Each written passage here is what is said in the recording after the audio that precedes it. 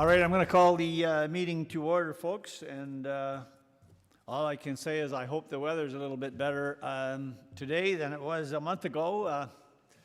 Mind you, I've given up on their forecasting, so apparently they can't even do it accurately day by day now. So anyway, that's kind of the way it is. So I'll call the meeting to order.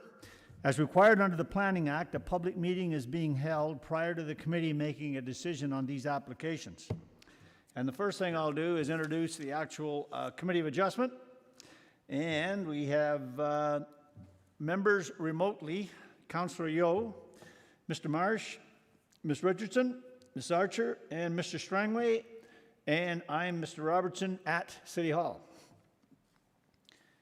And we've got staff remotely. We've got Ms. Berry, the Acting Manager of Planning, Ms. Ray, the Secretary-Treasurer.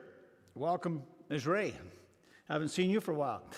Mr. Harding, Planner 2, Mr. Stainton, Planner 2, and we've got Ms. Murchison, the Chief Building Official with us. Welcome. And last but not least, certainly, is our Recording Secretary, Ms. Crawford. Very good. So, with the committee on stream there, can I get a motion to approve the agenda as printed? Ms. Archer or Mr. Strangway, comments or questions with respect to the agenda? All those in favor? And that carries. Thank you. Are there any declarations of pecuniary interest? All right, being none. The minutes of the last meeting. Can I get a motion on the floor? First of all, are there any comments or questions with respect to those minutes? All right, can I get a motion on the floor then to adopt those minutes as printed? Ms. Richardson, Mr. Marsh, all those in favor? And that carries. And for the benefit of the committee members, as we've done in the past, simply because, as you know, Ms. Crockford has our signatures, I'll call it remotely, and subsequently, for her comfort zone, I ask for a recorded vote simply because it's hard to tell sometimes with the video who has voted and who hasn't. So this takes a wee bit of time, but it clarifies the situation with respect to the voting. So I thank you for your patience there, committee. Just 1 minute, please.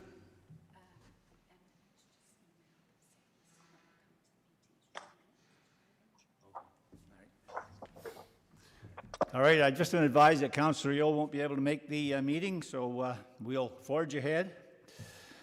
All right, for the benefit of everyone out there, the committee will hear comments, gather information, and may ask questions to clarify statements made. The committee may ask and answer questions or redirect questions to the appropriate person. Please note that any information or comments given to the committee during this meeting, they're considered evidence. We will first hear from staff, then the applicant or his or her agent. We will then hear from any person in support of or from those who have questions, concerns, or are opposed to the application. Finally, the applicant or his or her agent will have an opportunity to respond to any of the statements made to the committee.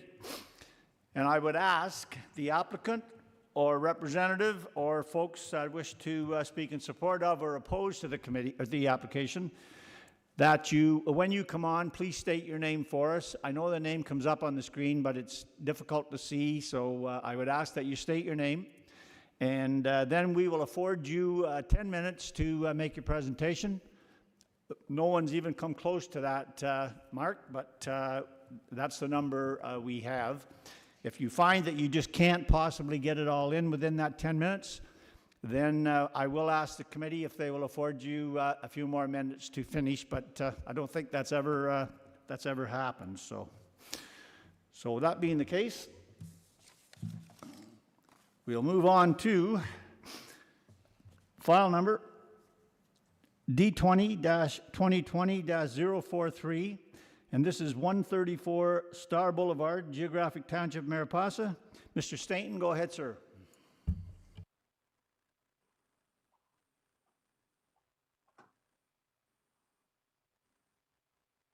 Do we have Mr. Stainton on board?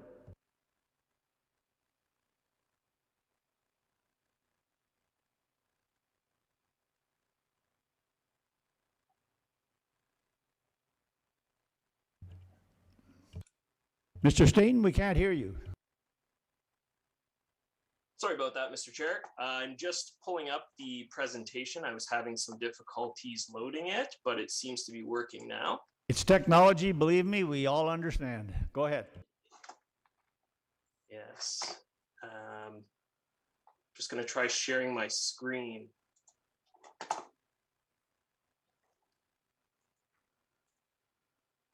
There. All right. So the purpose and effect of this application is to request relief from section 14.2.1.4 to reduce the minimum water yard setback from 30 meters to 18.01 meters in order to permit the construction of a new unenclosed deck with stairs and a second level. The application was submitted in December of 2020. A pre-screening meeting did occur with the Planning Division in November 2020 prior to submission of the application. The application was originally scheduled to be heard in January of 2021. The Building and Septic Division staff provided advanced circulation comments to the Planning Division with correspondence indicating that the deck in its current location and configuration was not properly distanced from the components of the septic system and could not be supported. The applicant subsequently modified the configuration of the deck in order to comply with the spatial separation requirements of the Ontario Building Code and has resubmitted the application. The final proposal involves the construction of an 88.91 square meter or a 957 square foot unenclosed wooden deck with an 8 square meter or 86 square foot second level balcony attached to an existing 2.5 or 2.5 story dwelling with a walkout basement.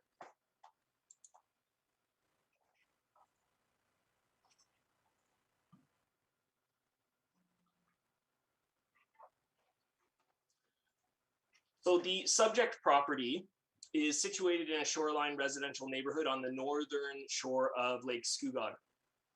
Residential lots dominate the shoreline with a large agricultural parcel existing to the east of the subject property on the opposite side of Star Boulevard. The majority of the dwelling units along Star Boulevard appear to be newer built and are comprised primarily of one-story single detached dwellings. The 2.5 story residence with walkout basement replaced an older detached dwelling and was constructed in 2016. So shown here is a survey of the property with the proposed location of the deck showing the setback to the shoreline of Lake Scugog. Note the southwest corner of the deck has been modified to accommodate the proximity to the septic system. So as you can see that it juts in here and then basically maintains that linear profile here. Again, 18 meters from the high water mark. So this is just a more detailed sketch of the deck in relation to the dwelling with the hashed line here showing the second story balcony. So the dwelling itself is situated atop a changing grade both to the south and the west of the dwelling with about a 2 meter difference between the rear of the dwelling and the shoreline. The deck and the balcony provide opportunities to safely enjoy the rear yard amenity space due to this changing grade. The front of 134 Star Boulevard is shown in the slide on the left with the rear of the dwelling shown from the water yard on the right-hand slide. You can somewhat get an appreciation for the change in grade here in the slide on the right. So this slide is shown just to capture the neighboring lot to the south, addressed as 138 Star Boulevard on the photo on the left, with the photo on the right showing 130 Star Boulevard to the north. The chief building official used the established building line of the existing houses along Star Boulevard, including these properties, to determine that 23.5 meters from the shoreline was the appropriate water setback for the established building line for the new dwelling. By doing this allowed for the potential within that area in between the 15-meter setback, within the 15-meter threshold, in order to construct new accessory buildings or structures. So the bungalow to the south is actually located further inshore. You can kind of see it here in the slide on the left, than the subject property, with quite a distance actually between the two side yards. The mature cedar trees that are shown in the slide on the right along the northern property line, as well as deciduous trees that along that northern property line, provide an effective barrier between the two properties. Since the balcony is situated on the side opposite to the northern property line, no privacy impacts will be presented to the property to the north. The deck will also present no further encroachment towards the shoreline when compared to the location of the neighboring accessory buildings at 138 Star Boulevard, and no massing impacts are anticipated as a result of the proposal. So again, in the distance, you can see the accessory buildings that I was referencing in the background. The 18.01 meter setback from the shoreline acknowledges the minimum environmental standards of both the zoning bylaw and the official plan, and provides functionality through safely enjoying the water yard. As development cannot physically occur outside of the 30-meter zoning bylaw requirement, the development again acknowledges the 15-meter environmental protection setback from Lake Scugog. The shoreline is naturalized, and the owners have a strong desire to maintain it in its current state. The site also currently contains a boathouse that was constructed in 1961, according to MPAC, in the southwest corner of the property, and that's shown in the slide on the left here, with David standing in front of it. The construction of the boathouse predates the first Township of Mariposa zoning bylaw. The photo on the right again shows the extent of these accessory structures on the neighboring property. As I mentioned, the encroachment of which the deck will not surpass. Comments were received from Engineering and Corporate Assets Division, and both the plans examiner as well as the supervisor of Part 8 sewage systems of the Building and Septic Division, stating that they have no concerns with the proposal in its revised configuration. Kawartha Conservation also provided commentary indicating that a permit is not required for the works, and there are no concerns with respect to watershed management, natural heritage, and hazards components of the provincial policy statement. Based on the contents of the report, staff acknowledges the application meets all 4 tests of a minor variance, and staff respectfully recommends approval of the application subject to the conditions identified within the report. Thank you. Thank you, Mr. Stainton. To committee members, are there any questions of the planner? All right, being none, is the applicant or representative online wishing to speak to the application? And your name, sir? My name is Paul Neal. All right. And my wife is here with me, Sybil Laporte Neal. All right, go ahead, sir. I am the applicant, my wife and I, and we agree with what the planner has stated. I very much like his presentation, and we're looking forward to building a deck. Is there any questions I can answer?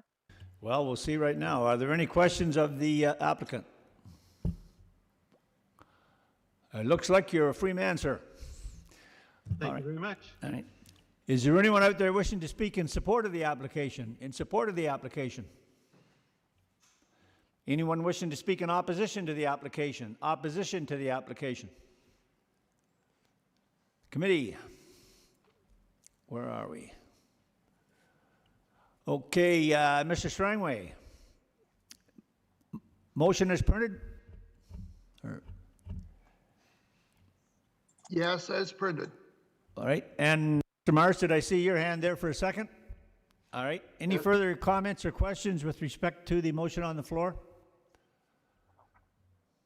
Very good, all right. Then I will start with the recorded vote. Mr. Strangway? In favor. Mr. Marsh? Favor. Ms. Archer? In favor. Ms. Richardson? In favor. And I'm in favor. All right. Your application has been approved, sir. Thank you very much. All right. All right, moving right along.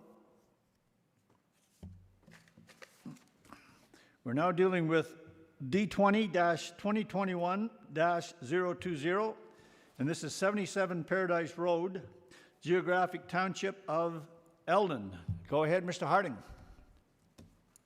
Thank you, Mr. Chair. Good afternoon, committee. I've decided to lose the COVID curls. I'm coming at you with a much more aerodynamic hairstyle. Yeah, you look very distinguished. Thank you very much, Mr. Chair. All right, just bear with me one moment while I share my screen. All right. So this application, as amended, proposes to recognize the construction of a dwelling, deck, and stairs. Committee's agenda package, or sorry, the amended agenda package includes correspondence from the applicant that shows the variance being variance number 5 pertaining to the boathouse has been withdrawn because it was not necessary. I also just want to identify that there is an error in the report, which occurs throughout the report, and that has to do with access between Paradise Road and the wall of the dwelling that faces Paradise Road. So there is actually another door a little bit further down on the dwelling, which will also allow access from that road. I had spoken as if the small eastern addition, we'll call it, was the sole access between the road and the dwelling, and that's not the case. So we've got two separate access points from the road. All right, Mr. Harding, just so everyone's clear, what page number were you referring to? I believe it's common throughout the report, Mr. Chair, wherever there is reference to that eastern projection and the functionality of how it's described. I believe it's for the most part in sections 2 and 3. All right. It was common throughout the report, but I just want to make committee aware that that eastern addition is not the sole point of access. If you were to approach the dwelling from the roadside, there is an alternate point, which I'll show in my slide deck. Thank you, go ahead. Okay, just having some difficulty with the PowerPoint there. Okay, there we go. So this property is located within a shoreline residential neighborhood on the southeastern banks of Canal Lake. So as we can see here, we've got Paradise Road with a strip of shoreline residential between the road and the lake. And we also have some backlot development as well. So we can see that some of those lots are improved with dwellings, but there's some other vacant lots as well that are still forested. This parcel in particular is vegetated on the north and south lot lines, as well as the eastern lot line, being the front yard. So here we have the sketch showing the dwelling as constructed, with the eastern portion here, which requires the relief from the interior side yard. The two doors on this eastern portion are on this wall being the northern wall and this wall being the southern wall. And the other front access I spoke of is actually over here. So we've got a front portico off to more of the left-hand side of the dwelling.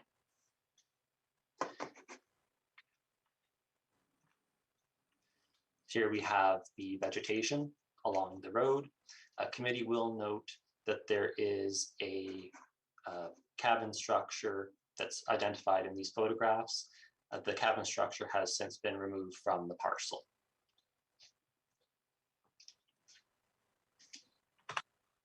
So as I move into the parcel here, we can still see that cabin structure on the right of the left photograph.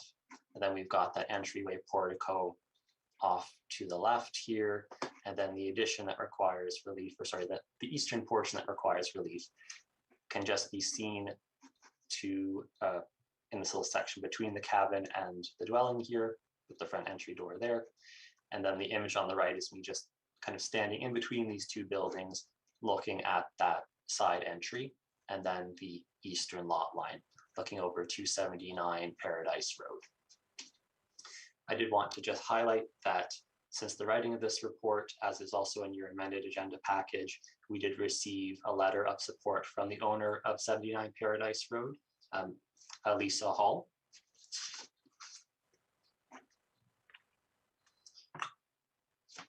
So I've now moved down that interior side yard. So this is actually looking at the door which faces towards the water. So this image is taken looking back towards Paradise Road. We've got number 79 on the left side there. And we can see that there is a flagstone pathway that facilitates access between the front and the rear yards. And then I pivoted just a little bit more on that image on the right so that you can see that this little jut out is much smaller than the overall height and length of the wall of the dwelling.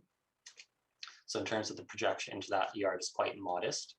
And we can see here that there are no windows on that wall, which face towards 79. So we're reducing any sort of privacy or noise impacts that might result from this addition onto number 79. And here I've taken some pictures of the rear yard. So the one on the left is from the shoreline looking up onto the deck and the dwelling here. So we can see we've got this triangular projection design of the dwelling, and the deck mimics that. And then on the image on the right, I've taken the photograph looking north across the rear yard. So the majority of the relief that's being sought committee is actually for, if I were to draw a line, the line would be about here. So in line with this post. So everything to the left of that post is really what's encroaching into that 15-meter water setback. So when we compare the image on the left as well, we can see that really we're dealing with a small pointed section of the deck and then the stair projections that require this water setback relief, and also the EP zone setback relief. And I've just walked up onto the deck and taken images again along approximately where that 15-meter water setback line is, so that committee gets a sense of the extent of that projection. So it's quite a small pointed area which requires that relief, and we can see the deck itself is not extremely deep. It is quite modest in its depth as well. Good. So I'm going to back up one here. I'm just continuing to go on my notes for the deck projection here, so we can see the deck is also very modest in its overall height because it's providing access between the rear of the dwelling and the rear yard. And that actual deck height is just for the first story that it's facilitating access to between that yard and the dwelling, which is really what the OP is looking at in terms of making sure that if we do have projections into the water setback, that they do keep a low profile as much as is possible. And because the extension is quite modest in terms of this pointed projection, we are still maintaining a great degree of landscaped amenity space within the rear yard for groundwater infiltration and for recreational purposes. So the property is designated waterfront within the City of Kawartha Lakes official plan, and residential uses are anticipated within this designation.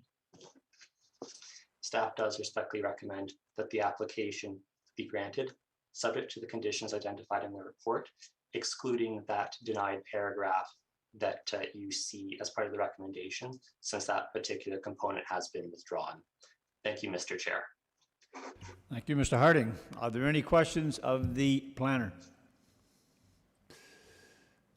All right, being none, is the applicant or his or her representative online and wish to speak to the application? Good afternoon, Mr. Chairman, committee, staff. Could you state your name for us, sir? Doug Carroll. All right, thank you, Mr. Carroll. Go ahead. Appreciate David Harding's thorough review and analysis of the application and the 4 required reliefs. I have nothing further to add, Mr. Chairman. All right, thank you. Are there any questions of Mr. Carroll by committee members? All right, thank you, Mr. Carroll. Is there anyone online wishing to speak in support of this application? In support of the application? Anyone online wishing to speak in opposition to this application? Opposition to the application? All right, committee, I'll be looking for a motion as amended. All right, Ms. Archer, do I have a seconder? Do I have a seconder? Okay, Mr. Strangway. All right. Are there any further comments or questions with respect to the motion on the floor? All right. Being none, then we'll go to our recorded vote. Ms. Archer. As amended, I approve. All right, yep. And Mr. Strangway? Approve. All right. Ms. Richardson? Approve. All right. Mr. Marsh? In favor. All right, and I'm in favor. Excuse me. Your application is approved, Mr. Carroll. Excuse me. Thank you, Mr. Chairman. Thank you, committee. Thank you, Mr. Harding. All right, moving right along.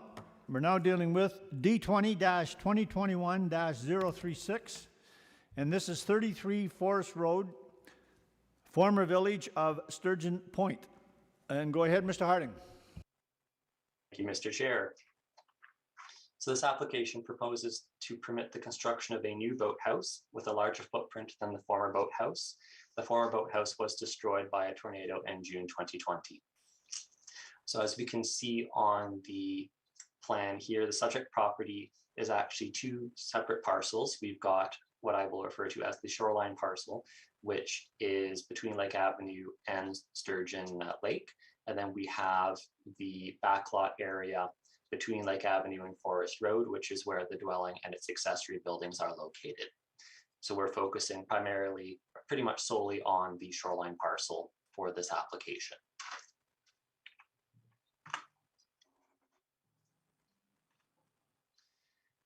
So this parcel is located on the western side of the former village of Sturgeon Point.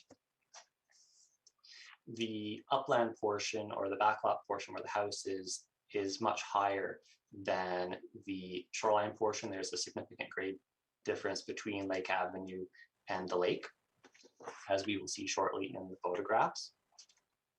A lot of this image actually does provide some representation here. We can see that there is a large concrete slab here, and I will break it down into 2 components. We've got a large piece here, which is where the building envelope is, and then there's a smaller L shape, which provides basically a boat slip.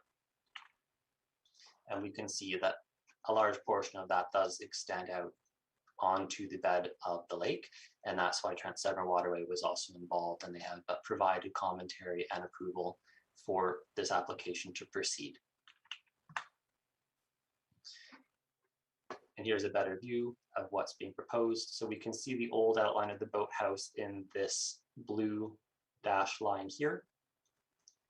So it was more of like a tiny P.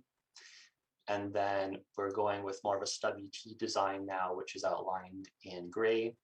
And then the dashed line shows some contemplated covered overhangs as well, which do not require permission as part of this variance application, because it's not actually a walled portion of the building. But we can see here with this hardened or deeper, thicker black line where the boundary between the parcel is that is privately owned and the section that is owned by Trans-Severn Waterway. So this application meets the 4 tests for minor variance. So this small strip of land is the most westerly series of privately owned shoreline strips in Sturgeon Point. These strips provide shoreline access for residential parcels found elsewhere in Sturgeon Point. And the shoreline parcels contain docks or boathouses or a combination of both. And these types of uses continue within the Lake Avenue Road allowance as you proceed northwest from this parcel. And this proposed use is in keeping with the established shoreline uses along Lake Avenue or this side of Lake Avenue. So here we've got the first picture on the left of Lake Avenue, just in the corner there, and then a little bit of fairly even grade before we have this very sharp drop off to the concrete pad. So I've just pivoted the camera to the right a little bit to look at this concrete pad in more detail with the built-in boat slip there as well. The grade difference is a little bit more pronounced on site rather than what shows up in the photographs. It might come through a little bit easier with some of the other photographs I show in a bit. So in that same location, I've just pivoted the camera a little bit more to the left or to the north so we can see the residential backlot that this parcel is related to. And now I walk down to the concrete pad. So we can see the grade a little bit more clearly here. We've got fairly steep steps on the image on the right, which provides access between the shoreline parcel and the residential parcel on the back. And then we've got the images here showing the entirety of the concrete slab. Committee can likely see, it might be a little bit difficult, that this lighter or this change in brightness on the slab, which I'm drawing my cursor over the line there. So that's about where the former boathouse foundation was. So we're now extending it forward to somewhere around where this chair is.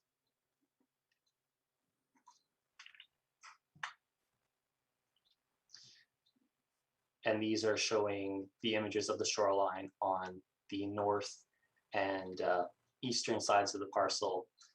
So the image on the left is me looking north, and then the image on the right is me looking more towards the east, towards the public boat dock area of Sturgeon Point. And here we have images that better show the degree of slope between Lake Avenue and the slab, both on the slab and at the top of the slope. So no expansion to the concrete slab is proposed. The boathouse will be entirely contained upon the existing slab, but it will be extended beyond what was there before in that stubby T configuration. So we can see that the slab does have a bit of a jut over here as well for that T to be accommodated. And the boathouse footprint is moving from about this lighter gray line here to about where this kind of crack is running here.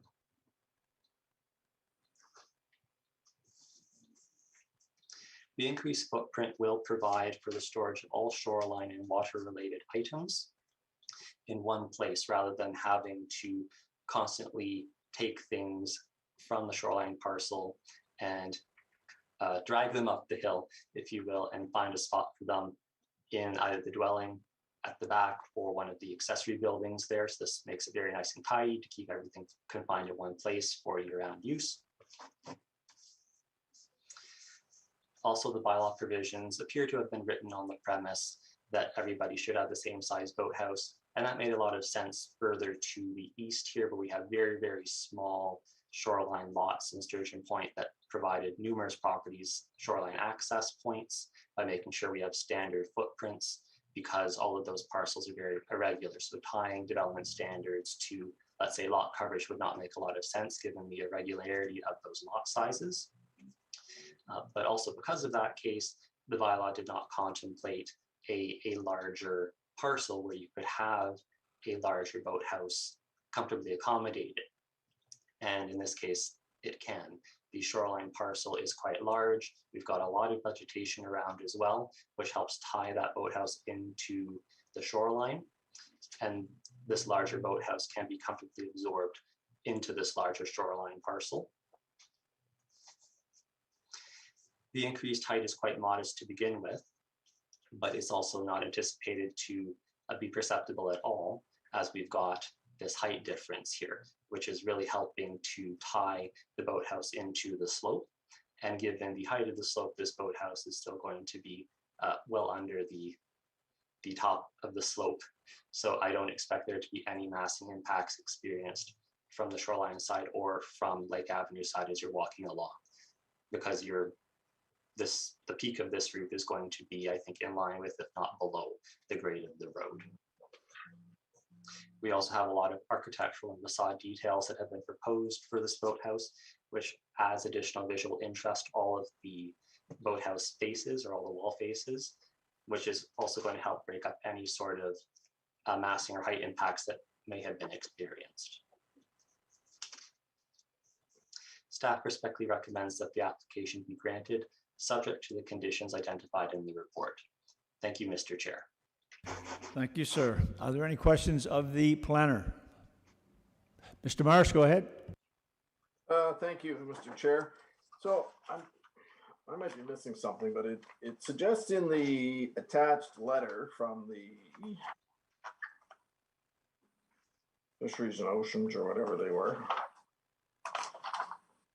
Parks Canada, that they wanted new drawings. So are the drawings that are attached here now, are they the original drawings? Because they go on about they don't want a bunkhouse, they don't want an overhang, they want the porch removed from the plans, whole pile of things. So where, I don't see where that's addressed, and I've never seen a floor plan that shows what it is they're planning to do with this. So there are drawings. There is a floor plan that was provided. TSW did provide an attachment of the same drawings the committee has looked at to say that they were okay with those drawings. Basically, what it looks like, committee, is the large central space. So going off of that WT design, the large central space is for boathouse storage. And then those two tiny WT sections are separate rooms. One side is the change room closest to the stair, and the other side is a small utility closet.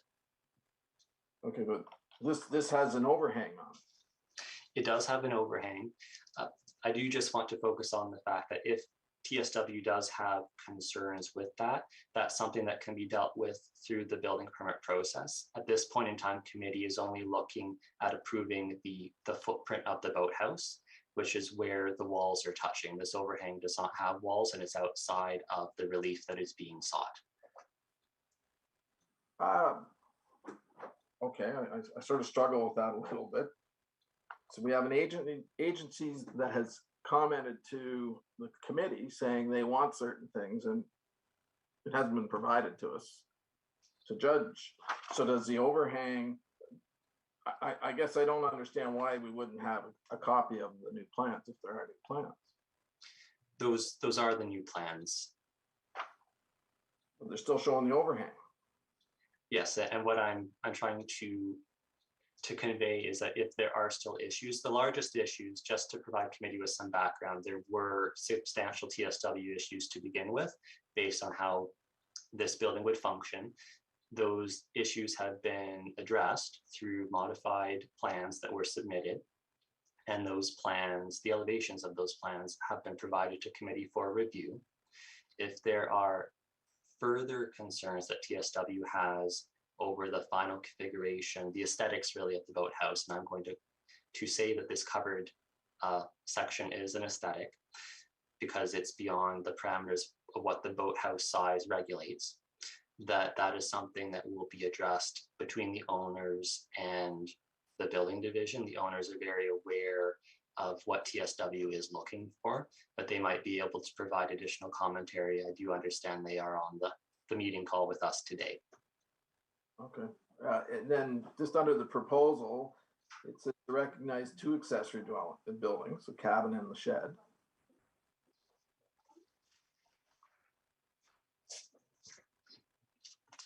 Through the chair, are we talking about the TSW comments? No, I'm back now to, sorry, your background just below the proposal. The 5, it says to recognize two accessory buildings, cabin and shed. The cabin is not proposed to contain washroom or kitchen facilities. In the background.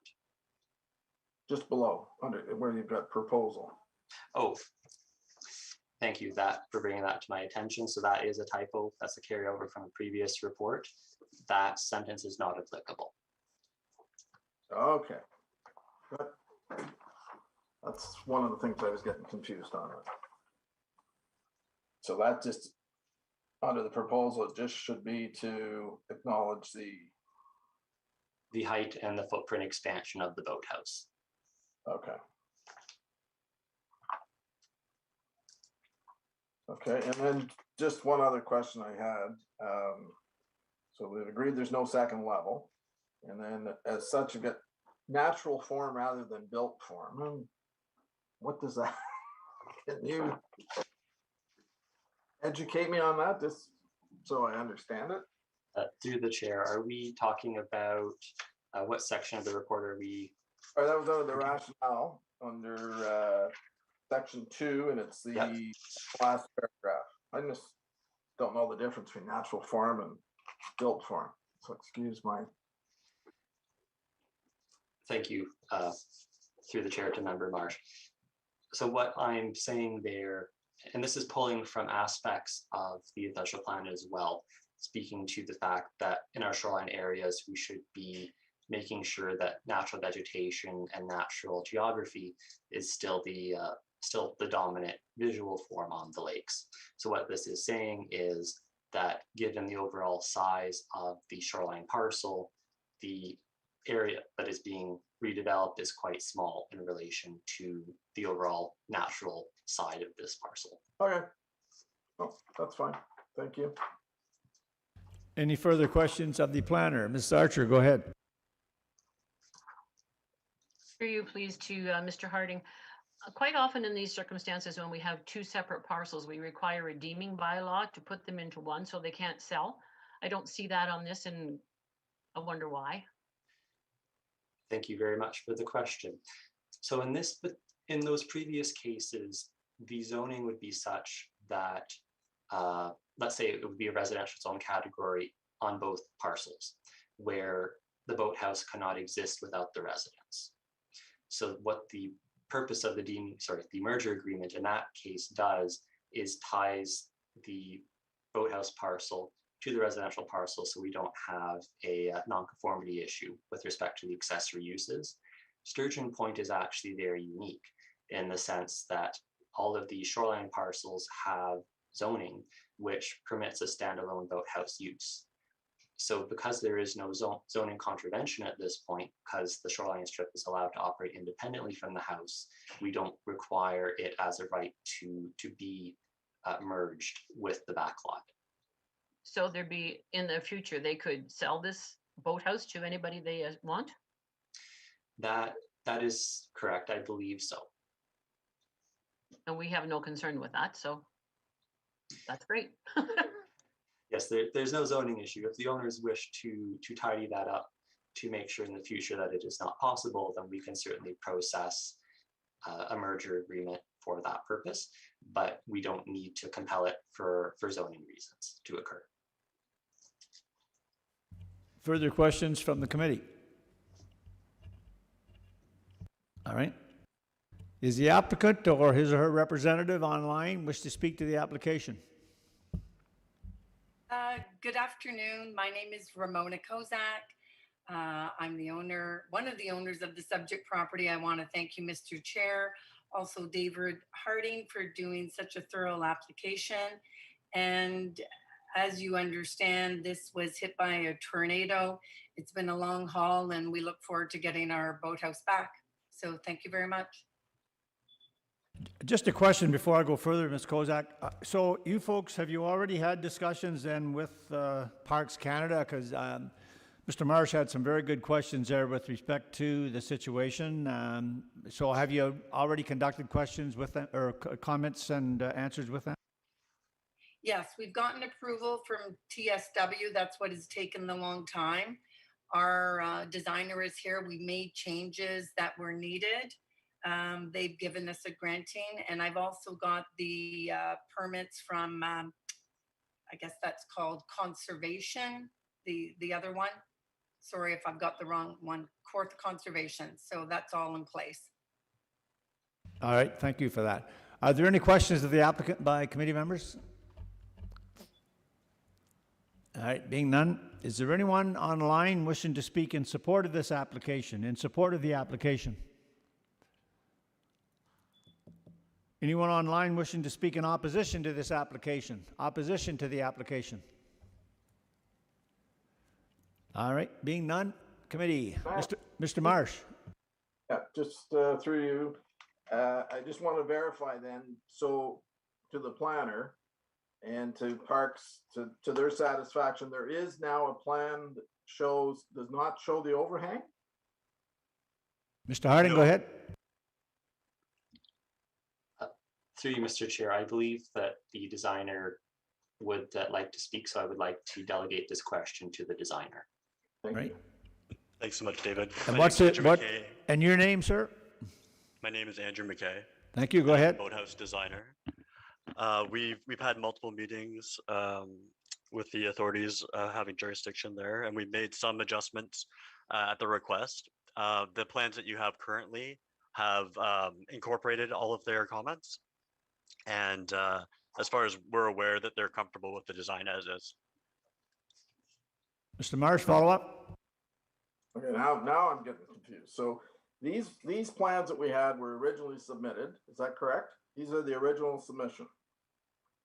I'm not certain which plans you're looking at it, but the latest version of the plans which have been submitted include the overhang, and to be honest, the comments were pretty minor. They just wanted to have assurances that it was to be used as a boathouse and not as a bunkie, that it wasn't to be used as a residential occupancy. And We had to bring our overhangs back a bit. and we brought the overhang back, yeah. In the changes. Okay, so I know everyone wants to move forward with this, and I don't have a problem, but I have a problem where I have a document in front of me from Parks Canada that says, before Parks Canada, PCA will issue a permit for the project will require revised plans, and it says the covered front porch removed from the plans. So is that or is I have a letter from them saying that they're okay with the plans as submitted. Excuse me, sir, let the member finish, please. Oh, my mistake. okay? No, that's fine. I understand. So, Mr. Harding, can you help me? You've seen the new revised plan. Is that what we're looking at, the revised plan? Because if it is, Parks Canada made it very clear that they want the front porch removed from the plans. And I don't have anything from them saying that they've had conversations and they're satisfied. Mr. Harding. Through you, Mr. Chair, I will just reiterate that for the purposes of this variance application, whether or not there is a covered porch is irrelevant. It is not part of the variance that's being sought today because there is no walls. So while we could continue to explore this in more detail, I would just remind the committee that if there are issues around that it's really a conversation that needs to occur as part of the building permit review process, because it's not something that the zoning is that is impacted by the zoning at this point. Which I wholeheartedly agree, except for the document that's attached, it's in its appendix. So am I looking at the same thing that everyone else is? That it doesn't sound to me that the applicants, what they're proposing is not what I'm looking at. Is that, I don't care about the variance. I just want to make sure if I'm looking at the wrong plan and I'm looking at the wrong document from Parks Canada, God knows what else is wrong, whether it's a variance or not. Is this package, would you consider this to be complete? Mr. Mark, could I speak for a sec, Mr. Chair? Hang on just a minute, now that we're going to get 52 people going here. Mr. Harding, I believe that was directed to you, so I'm going to ask you for a response there. And I would suggest that we forget about all the legalities around the variance we're dealing with. I think Mr. Marsh has some very applicable questions there, so let's deal with those, please. Thank you, Mr. Chair. So the drawings which committee and the sketches that committee has looked at is what Trans Severn Waterway has provided back to me and said that they are okay with. Okay. Someone else was trying to add a comment there. Can we go back to them as well, Mr. Chair? All right. Yep. And who was that was listening to?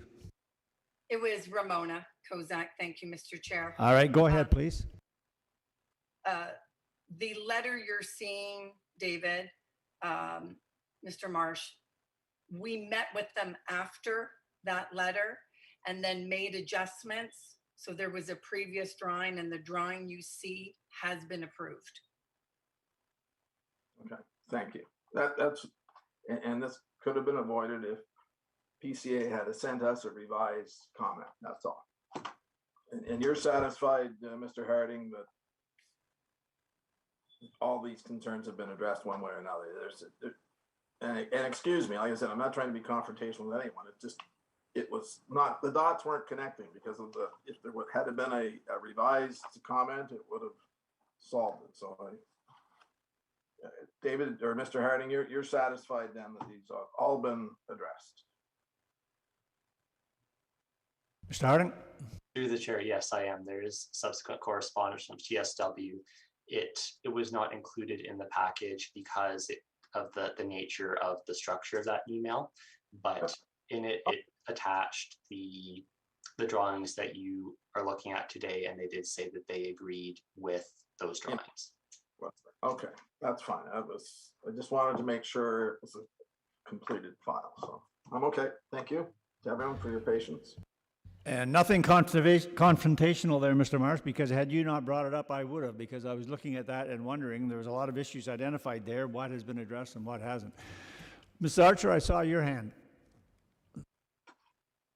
I just had, when they were a comment, that the drawings we have are dated June 30th, and the comments are dated July 16th that said they don't approve those drawings. So Mr. Marsh was quite correct. I totally agree. But I believe he's content now with the explanation, Mr. Marsh? I believe our chief building official was going to comment. I think I just saw a flash of a hand. All right, and Ms. Murchison, go ahead, please. I just have a comment or a question further to Mr. Marsh, and that is that Mr. Harding is indicating that this overhang is not relevant to this variance, but I'm a bit confused because it has posts. So it has a foundation at the front edge of it. So when we look at any other structure in the same configuration, we would be pulling setback to that post. So I'm not sure why it's not relevant to the variance. I just wondered if you could give clarification. Mr. Harding, go ahead. Yes, thank you. So in this particular case, because we're dealing with a boathouse, there are no setbacks for this boathouse on this strip of land. It's the only thing that is applicable here is the gross floor area of the boathouse. And because gross floor area is calculated as the land that, or the area of space that is within the walls, that's why it's not applicable for this particular zone category for the boathouse. Okay, thank you. That clarifies that. So my only comment then back to the applicant would be, at time of building permit application, you're going to need something more clear from Trent Severin, because their initial approval, which has been referred through this application, is stating that all this has to be removed. So we would need them to give a revised approval as part of the building permit application. Ms. Kozak, that was the chief building official for the city of Kawartha Lakes. So a response to that yourself? Yeah, no problem. I know that they granted us that approval, so I'm sure we can get that. All right. Ms. Murchison, anything further? No, thank you. All right. Are there any further questions from committee members? All right. Is there anyone online wishing to speak in support of the application? In support of the application? Anyone online wishing to speak in opposition to the application? Opposition to the application? All right, committee, where are we? Mrs. Richardson.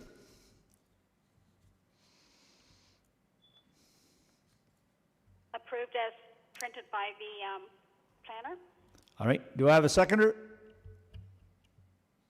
Do I have a seconder? Ms. Archer? Any further comments or questions from committee members with respect to the motion on the floor? All right. Being none, then I will start with our recorded vote. Ms. Richardson. In favor? Ms. Archer. In favor? Mr. Strangway. In favor? Mr. Marsh. Favor. And I'm in favor. Your application, Ms. Kozak, is approved. Thank you. Thank you. And I would add, Mr. Chair, again, and thank everybody's input and their patience for this, because it did make a much clearer picture with everyone's contribution. So thank you. Yes, we always appreciate as much information as we can possibly garner at these meetings. So yes, just to reiterate Mr. Marsh's comments, thanks to everyone and their patience. All right. Moving right along, we're now dealing with file number D20-2021-038, and this is 25 Manor Road, Geographic Township of Fenelon. And Mr. Stainton, I believe that you have a memo there with respect to a deferral. Would you like to speak to that? That is correct, Mr. Chair, and yes, I do. On August 5th, 2021, the above referenced application was circulated. The application is requesting several reliefs from the Township of Fenelon zoning bylaw in order to construct a new garage, a partial second story for storage, and a front entranceway canopy. The limited lot area within the front yard of the subject lands does present challenges, and planning staff identified later in the analysis that only one parking space can legally be obtained on the lot based on the requirements of section 3.14.1.2 of the Township of Fenelon zoning bylaw. There is currently no room on the subject lands to accommodate the requisite 2 parking spaces per residential unit. And the vast majority of the driveway is located within the municipal road allowance, and the lot does not feature a backlot portion to accommodate for additional parking spaces. Furthermore, a written objection to the application for the reliefs requested was provided and received August 18th, which is yesterday, by a representative of the abutting landowner at 23 Manor Road. While the submission concurs with the recommendation provided by staff, deferring the application would provide the owner and applicant with additional time to potentially address any issues or concerns with the proposed configuration of the garage as it pertains to the parking issues. Planning staff recommend deferring the application until such time as the relief for the 1 parking space in accordance with the requirements of the Township of Fenelon zoning bylaw can be properly advertised and evaluated. The deferral would also allow the objection of the abutting property owner as well as the alternative relief recommended by planning staff to be further considered by the applicant prior to a decision being rendered. Planning staff is requesting the committee consider deferring the application for a period of not more than 3 months, returning at the latest to the November 18th, 2021 meeting. Thank you. All right. Any questions regarding the memo from committee members to the planner?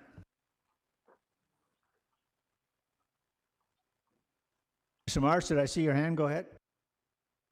I'll likely have a couple of questions, but I'd like to hear from the applicant's representative first. All right, and we'll get right to them. Are there any other questions from the members to the planner or regarding the memo? All right. Is the applicant there? I see it. What in your name, sir? It's Glenn Wilcox. I'm the agent for the applicant in the matter, and Brad Campkin and Isabel Campkin are also here as well. They are the owners of the subject property. I'd like to speak if that's okay. Yeah, and you're the owner of the property? No, Mr. Campkin is Brad and Isabel Campkin. I'm the agent for the application. Hey, well, go ahead, sir. Yes, thank you very much. I'm Glenn Wilcox of Wilcox Architects here in town, and we've been doing the design work on this project. While we appreciate the planner's opinion, we feel the committee should be aware of a number of issues. We found out about this deferral at 9 o'clock this morning. So it's very unfair to have a deferral suggested on the day of the meeting. We've been involved in this process for almost a year now. The committee may not be aware of that. The pre-consultation process was referenced in the planner's correspondence today, but that planner, Kent Staton, actually visited the site and looked at the situation and told the owners to proceed with an application for minor variance and that he saw no issues with it. So it's interesting that that point came up. This is the second deferral on this issue, again, at the last moment. There have been numerous revisions requested by the planner throughout the process, and we've made all of them. And sometimes later, the planner goes backwards and says, no, we don't need that anymore. So it's been quite a process and been through, but we provided everything that's been asked throughout this entire process. It took so long, the check was still dated, the application. The planner asked that we have a survey prepared by a surveyor, which was done, and then later a grading plan by the surveyor to address the drainage issues, which has been done and included in your package. I just want the committee to know we have agreed to the recommendations in the report. The recommendations indicated that the storage area, the triangular area, should be removed, and he agreed to the other points. So I just wanted the committee to know that the owners agree with that recommendation, and we're ready to move forward with it. Today's concern seems to revolve around parking, again at the last minute.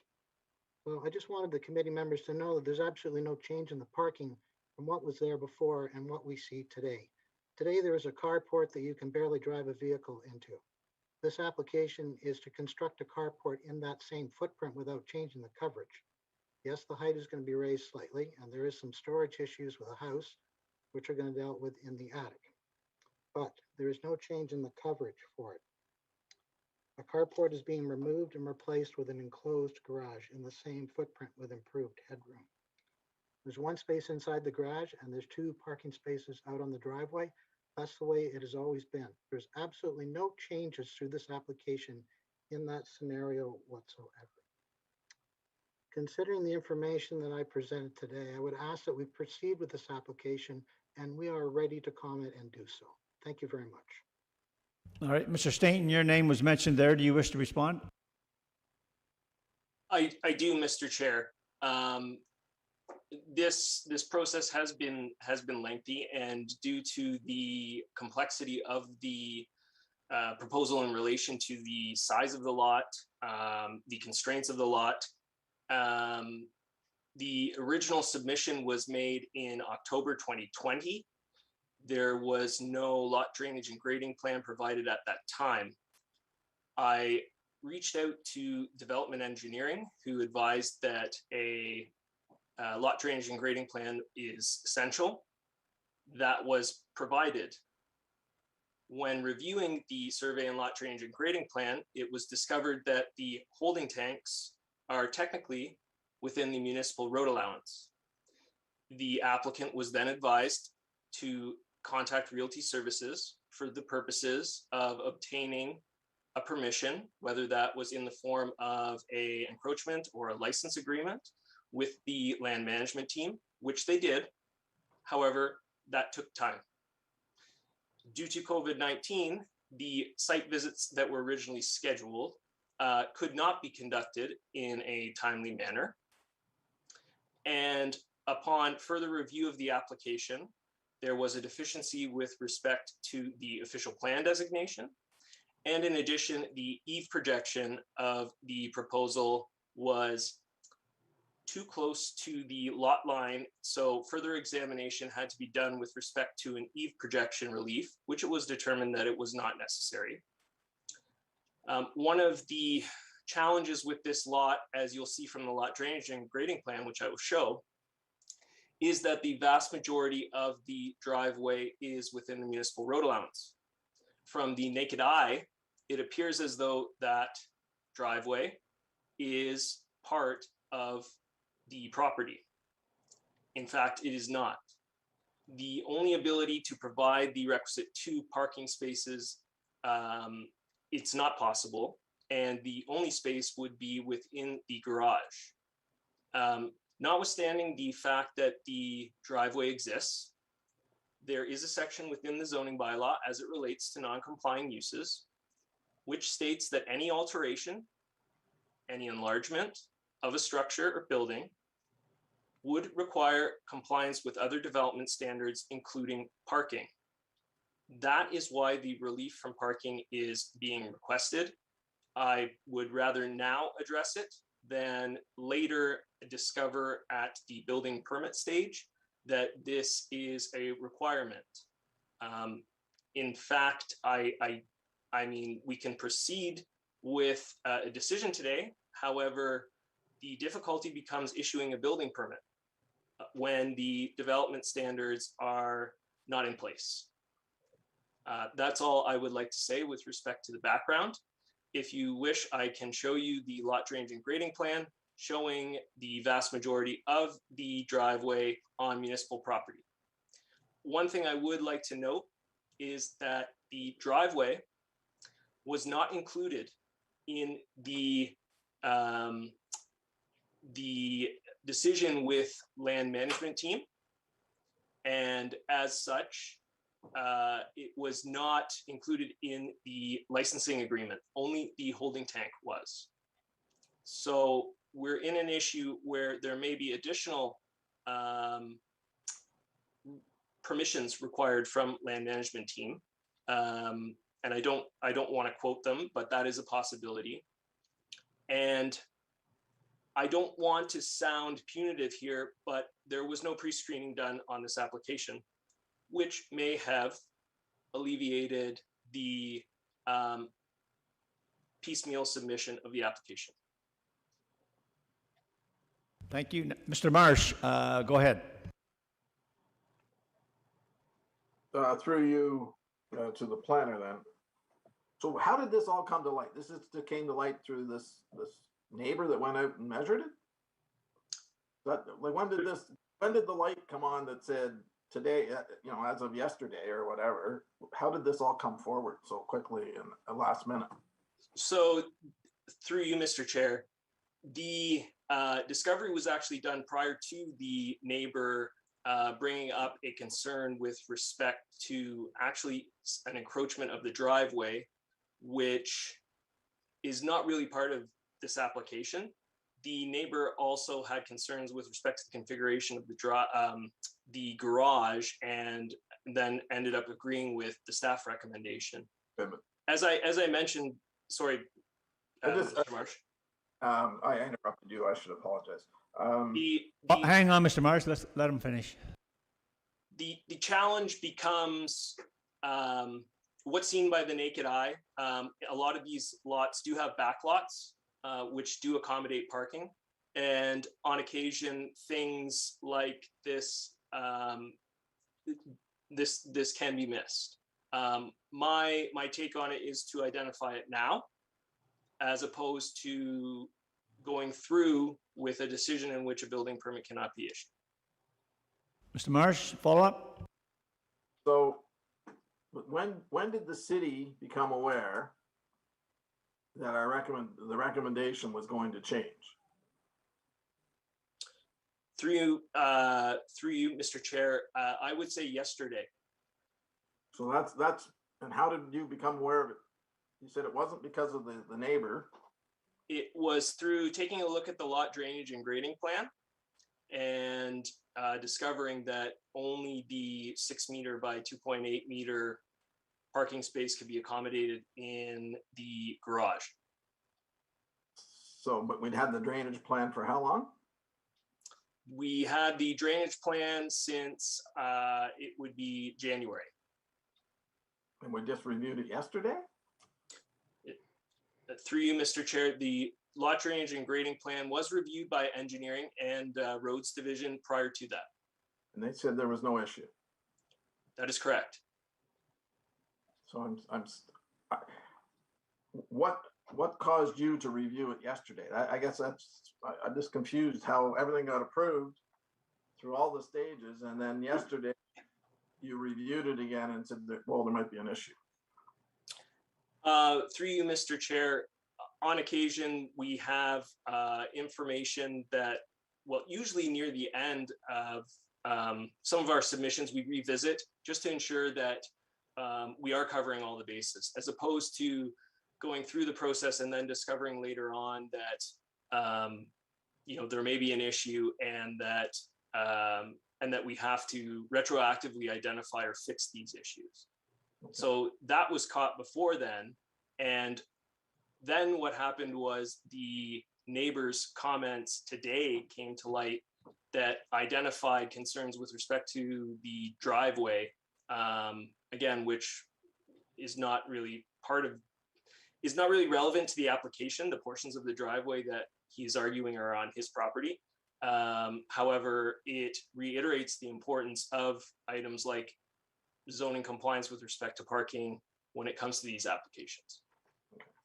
So one other step back again.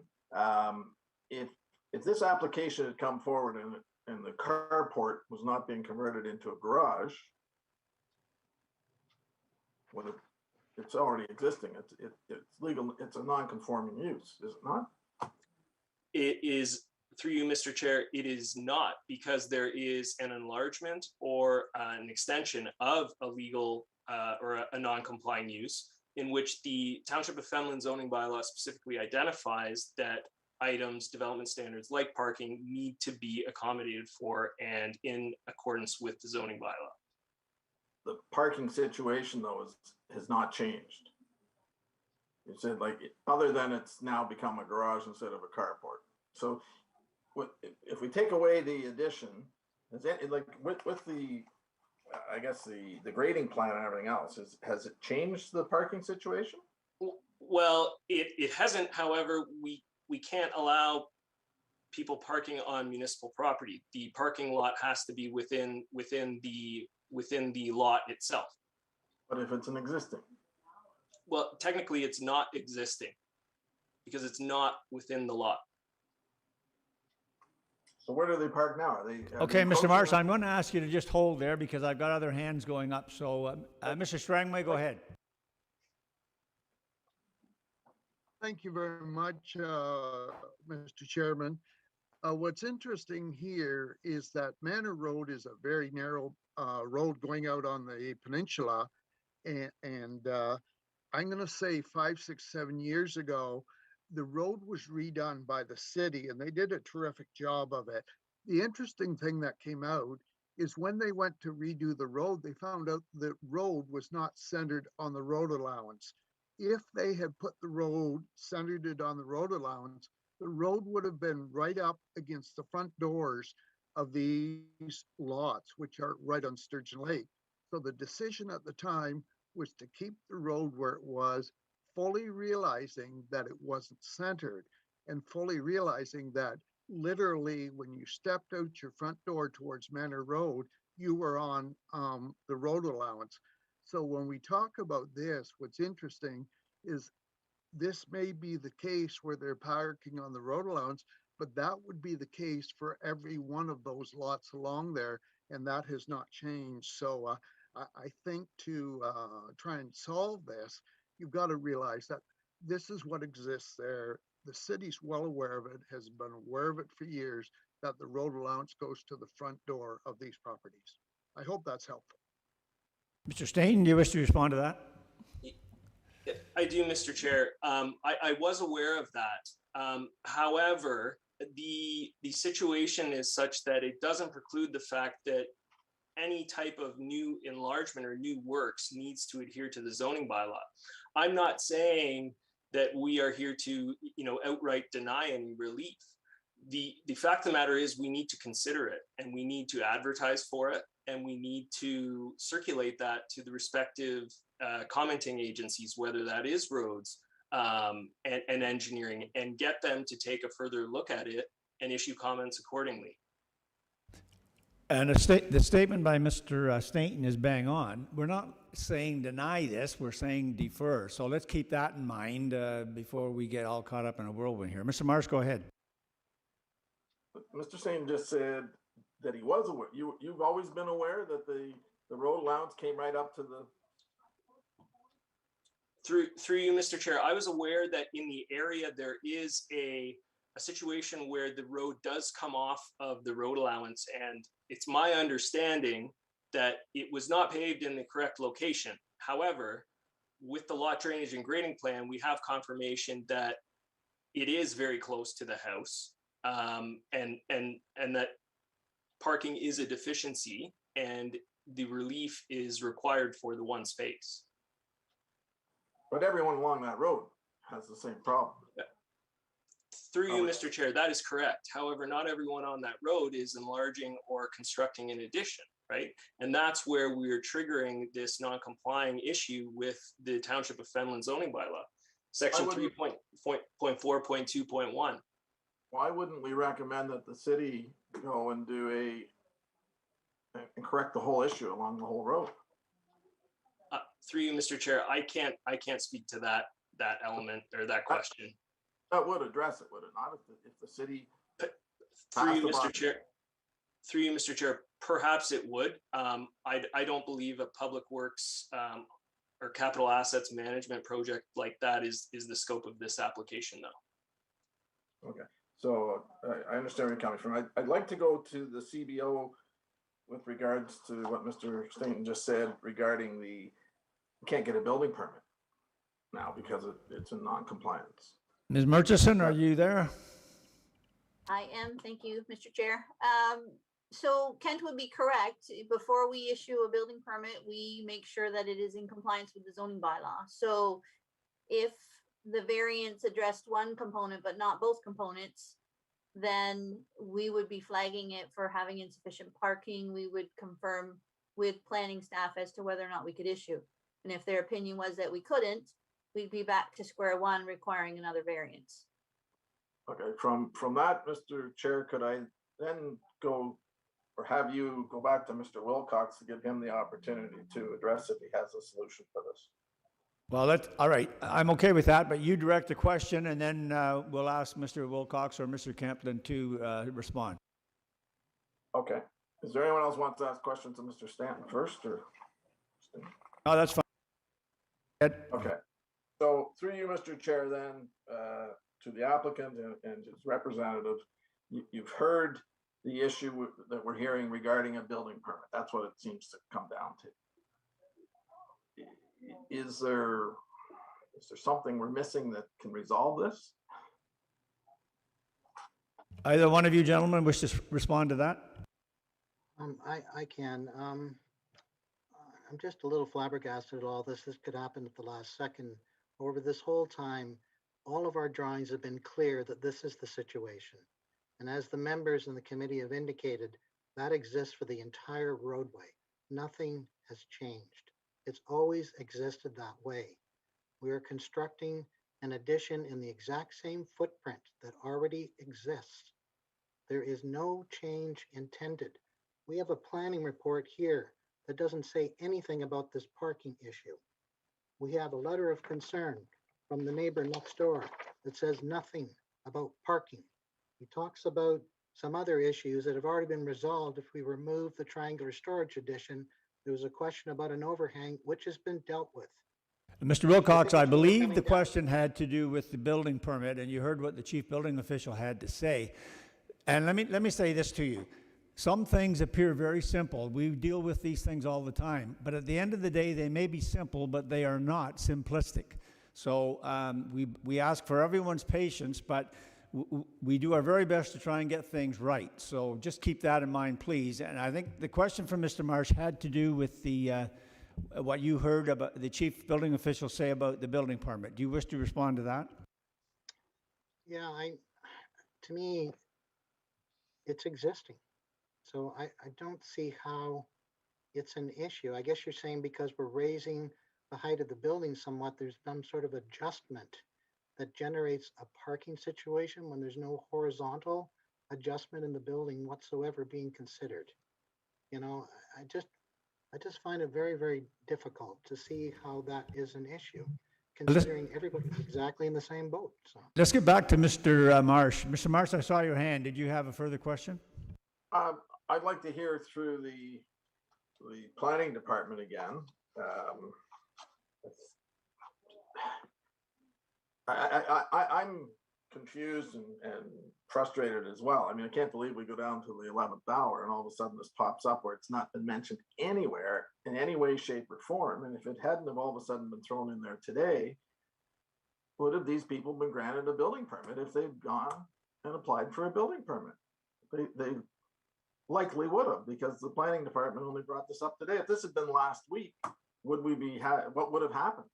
Like I'm just confused as to how we got from point A to point B, and there doesn't seem to be anybody. I don't know what else you can ask people to do. They've been through every hoop. They've done everything they've been requested, and now I'm hearing they need another variance, but it has nothing. It's not going to change anything.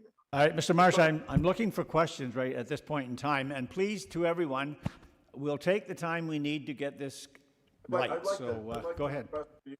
Through the senior planner that's sitting here to comment. Was that a question? Yeah, To? the planning department. If there's anybody else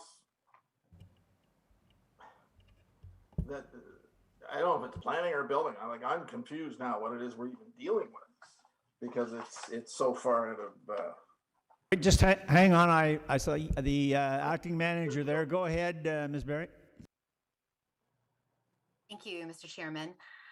Through you to the committee member, I think that we certainly can see from the planning department's perspective that this is a most unfortunate situation in terms of the timing. As the planner mentioned, it has been a complex application, and it did take a number of different teams at the city to evaluate with respect to their own interests on this particular development proposal. Fortunately, staff did take a second look in preparation for today's meeting, take a second look while reviewing, again, in preparation for today's meeting. And in doing that cross-reference or double check, we're able to determine that there was one remaining zone deficiency. And I do just want to note that in my opinion, I don't think that a building permit would have been issued had this relief that's needed regarding the parking been missed at this stage and not included as a relief on the decision sheet, because there is a subsequent zone check that goes into the building permit process review. So quite accurately captured by our chief building official, there would not be a building permit issued until this matter was resolved. And even more unfortunately, that would have triggered another minor variance process. So you're Thank you. suggesting to Good, Mr. Marsh. all the houses along that road, no one can get a building permit right now. Well, I don't believe anyone's asking for, other than the people that the applicant who is doing making an enlargement on the property.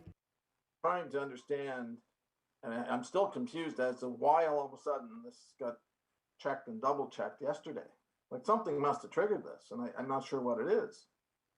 It wasn't. Heard it wasn't through the neighbor. It wasn't. Everything was approved, checked, and double checked already, and there was so. To Ms. Berry, then when did you become aware of it? Yesterday? Kent shared this information with me when he noted the issue, and we discussed how to approach today's meeting and notifying the applicant and notifying the chair in preparation for the meeting. That's fine. So everything came to light yesterday. That's the answer to the question. Yeah, I think we're beating that to death, Mr. Marsh. So if you got other questions.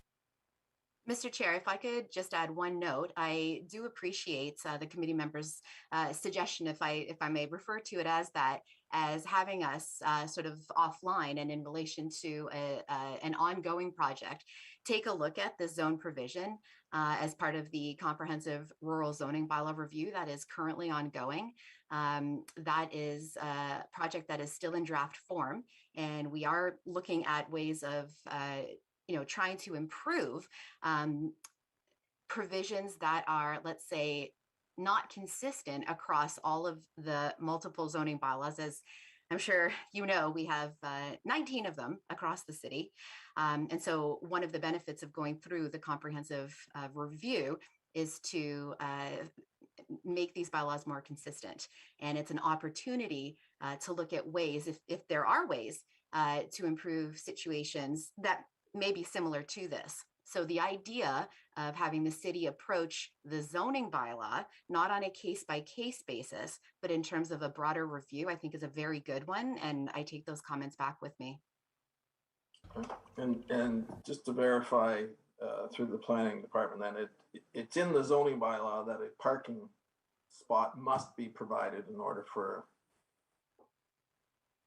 Is that in the Mr. zoning? Chair, through Mr. you, yeah. it is so. Yes, we had the section quoted there a moment ago. It is quite clear that the parking requirement is triggered through a expansion or extension of a building or a use. Oh, thank you. Oh. Mr. Strangway, go ahead.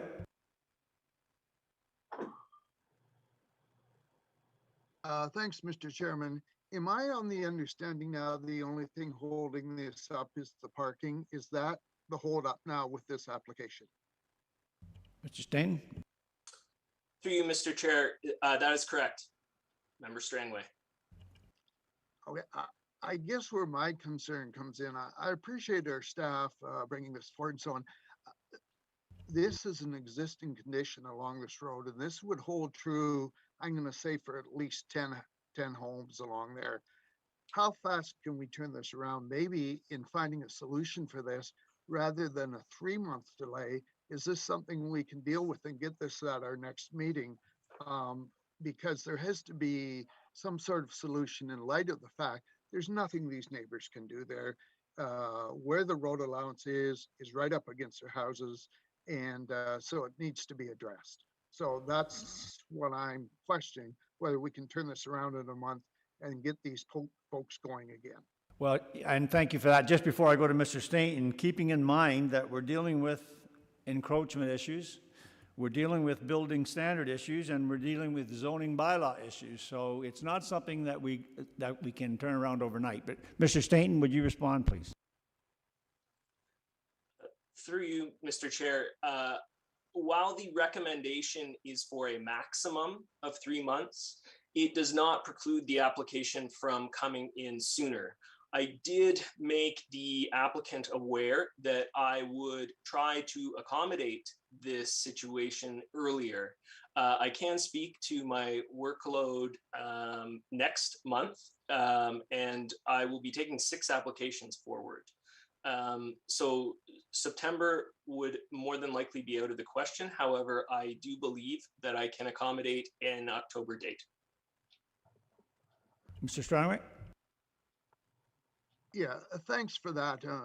I guess the ultimate question is, what's going to be involved in addressing this, and who's going to, shall we say, come forward and say, hey, look, this is the situation, this is how it needs to be addressed.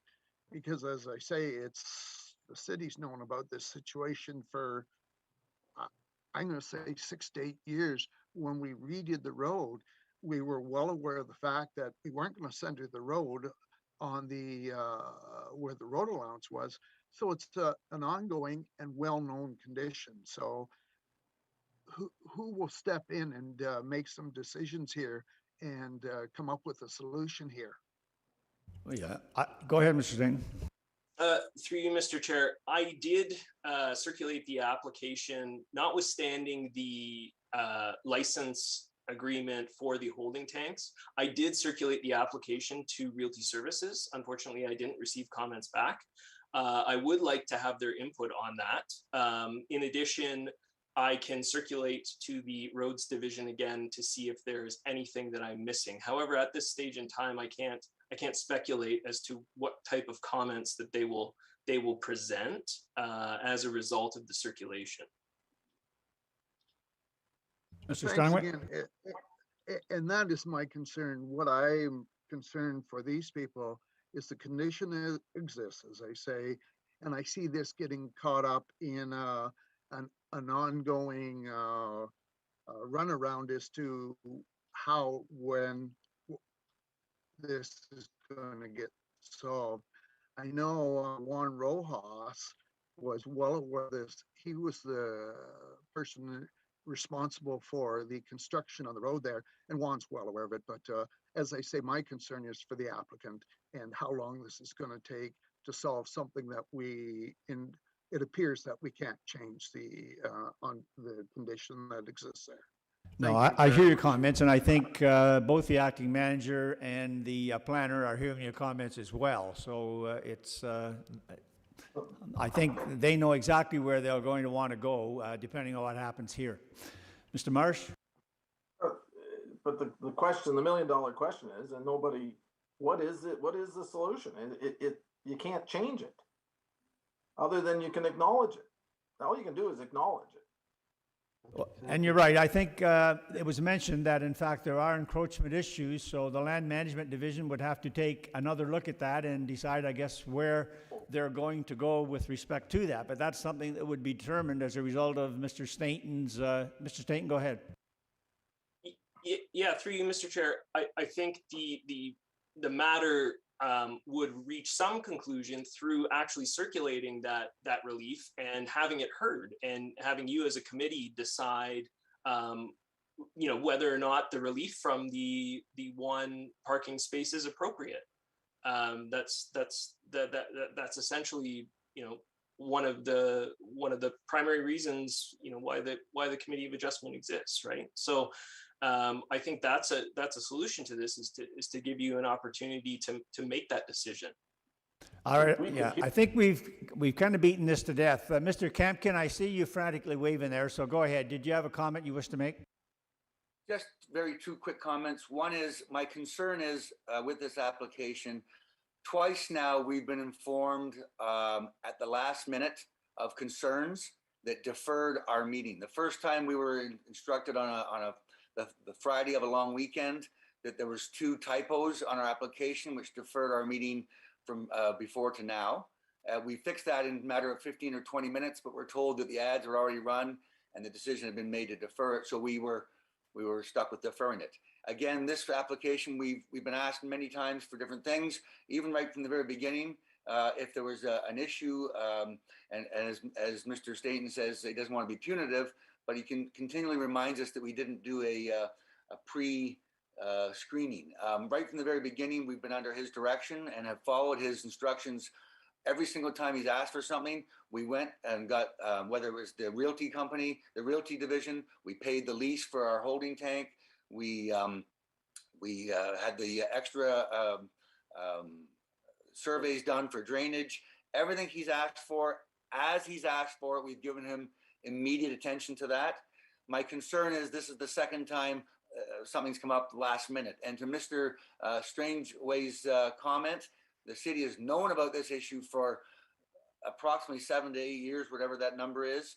And we're taking the brunt of this, literally finding out the morning of. We found out this morning that this was an issue, that if we don't fix up our house and make it better insulation, make it better looking, if we don't make a terrible looking lean-to of a carport into a proper garage. Okay, I think we're getting off topic there, Mr. Camp. If we leave it the way it is, my comment is, this parking issue does not raise its ugly head for the entire street. All right. So I'm just saying that we'd like to move forward with the minor variance and deal with the parking as a separate issue once that's done. Thank you for listening to me. All right, and thank you. And I would suggest this goes beyond typing errors, but anyway, right. So I think we could go on and on. We're just going around in a circle with it. So I'm going to ask if there's anyone else online that wishes to speak to this application, be it in support or opposition. Be it in support or opposition. And why do I ask that? Because it may very well be that if the matter is deferred, folks that may be online wishing to speak to it will not be available for a future date at some. So I asked that question, and obviously there isn't any, so that kind of smooths it out. So, Mr. Marsh, a question. Yep, this is a question. does the committee, if we don't defer this and hear the committee, we can add, can we add the parking issue? We can amend as a committee, we can amend, and what would happen is it. Mr. Staton? Can we not? Mr. Staton? Unfortunately, the adequate notice was not given under the Planning Act, and it was not circulated to the respective agencies for comment. I do wish it was as easy as that, Member Marsh. Unfortunately, we are bound by these requirements, and it will require a recirculation, as well as obtaining those comments from the respective agencies and then having it reheard appropriately. Right. I just hope if it has to go that way and there's any funds involved, it's not put back on the applicant. That can be decided by the committee. Well, as I say, I think the planner and the acting manager are very well aware of the comments that have been made here today. They understand the applicant's concerns with respect to delays, but at the end of the day, we're trying to get this right. So, I'm going to, as I say, ask for a motion now on the matter. Sorry, Mr. Staton, go ahead. Yeah, I did want to mention that there is potential as a result of if you were to proceed as a result for an appeal under lack of notice in accordance with the Planning Act. So we risk that element as well through not doing a proper circulation. And we are already aware of the concerns of the neighbor. So that is something that I wanted to mention before we put this to a vote. All right, thank you. All right, committee, the motion requested has to do with a deferral. So where are we? Motion.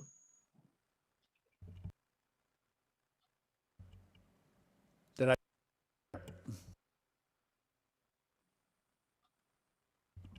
I'm looking to the committee for a motion. Yes, Mr. Strangway?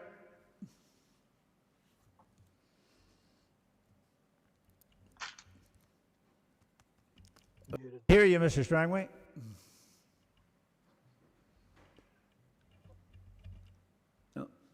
I will give you a motion for a deferral for up to a maximum of 2 months.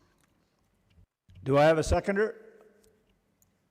That'll be, so coming back no later than the October meeting. Do I have a seconder? Correct? Okay, Mr. Richardson seconds that. All right. So the only thing to debate on the deferral motion is the time, and we've already decided that it should come back before no later than the October meeting. So, all right. That's the motion on the floor. So I will start with the recorded vote then. So, Mr. Strangway.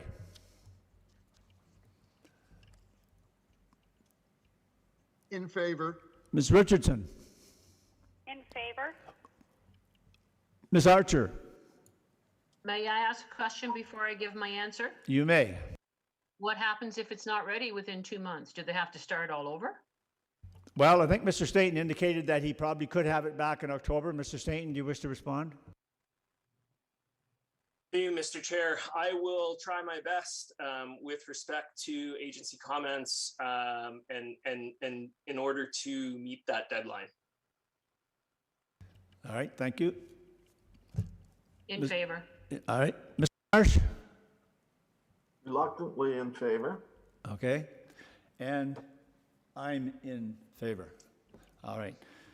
That motion carries. So to Mr. Wilcox and Mr. Campkin, I understand your frustration. The entire committee does, and I'm sure planning staff do as well.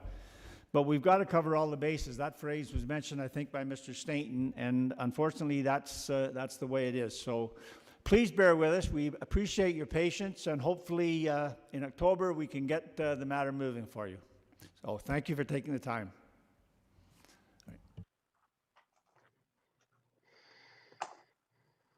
Do you want to continue, or we take 5? What do you want? Take 5? I'm not hearing anything, so all right, looks like we can continue then.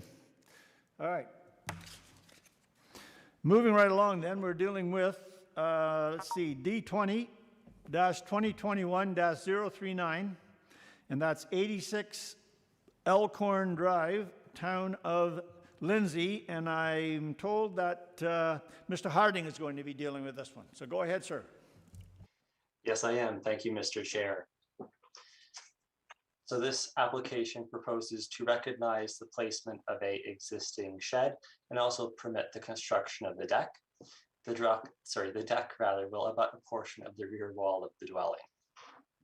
I do just want to point out something here. So staff is requesting that you consider granting additional relief from a provision that was not advertised, but this is very, very different from what was just discussed. So this is relief item number 4 in the subject line. So as we can see in items 2 and 3, we advertised for adjusting this provision already, except it was from the rear and side yard setbacks, but that very same provision also regulates building separation between the deck, which is considered an extension of the dwelling, and the accessory building. So the ask for committee today by staff is whether you will consider approving and including relief item number 4 in your decision. I did have discussions with the Secretary Treasurer, and we believe that in this particular case, because we have already advertised that we are modifying this exact same provision, that we are within the realm of possibility of including this in committee's decision. So I will leave that with you, but I did want to make you aware that item number 4 was not originally applied for verbatim. So you're asking us if we wish to proceed still? I will still proceed with the presentation.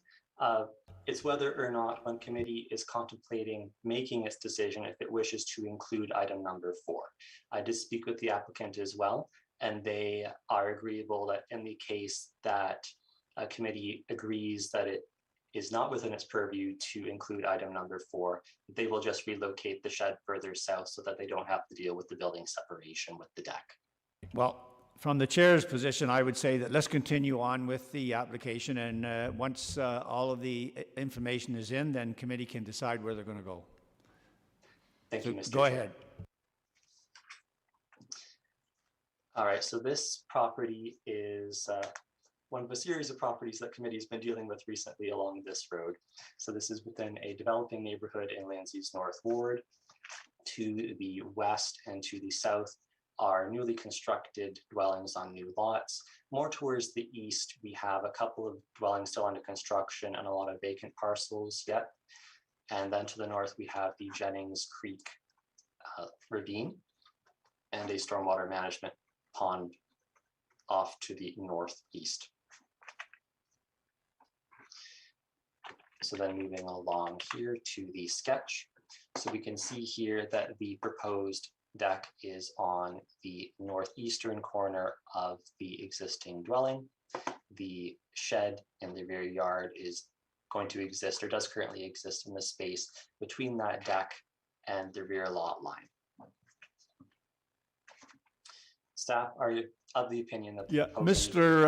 Harding, I wonder if we could get your screens up, because we can see you, and believe me, we enjoy watching you operate there, but I'd rather see your screens, okay? Thank you, Mr. Chair. I got caught up in the moment. How's that? Thank you. Okay. Thank you. All right, let me do a brief recap for committee. Okay, so we can see here, this is a little bit of a dated photograph, but at least we have houses on this one. So we've got all of the housing on the western side that is constructed. All of the housing on the southern side has now been constructed there. We do have a couple of houses a little bit further along Alcorn that are constructed, but primarily this offshoot street here, an area beyond that is still dirt. So those houses will be constructed in the near future. So now the sketch that that committee was wondering what I was referring to about before. So we've got the dark gray, which is this proposed deck on the northeastern side of the rear yard. And then we have the shed footprint in this gray hatch here, which occupies that space between where the proposed deck is and the rear lot line. I did also have a conversation just so the committee is aware about the discrepancy between some of the reliefs that were sought in the application versus what the sketch has actually declared. The applicant is very aware of that, and they are agreeable to going along with what is actually represented. They just decided that they wanted to substantially round down the numbers in some cases, but they agree that with staff's approach that if the rear yard's only 0.9, then committee should grant 0.9 rather than 0.75 because the building is not 0.75 from that lot line. So we're going with what they actually need versus just some substantial rounding down that they were doing. Okay, so me proceeding along here. So here we have a picture of the front of the parcel. I'm talking with the owner in the doorway. So we can see here with the fill pile on the property to the east that we still have a neighborhood that's substantially undergoing construction here, even around the existing housing. We're adjusting grading still. And we have a combination of single-story design, and then we can see some two-story design as well. So this particular dwelling from the road is a single-story design. The house next door that you can see on the right image is a two-story design. But when we get to the rear yards here, we can see that most of those main levels are the only thing that presents a face on the rear of the dwelling. The upper level or the dwelling a little bit behind that seems to have been confined to the front of the house.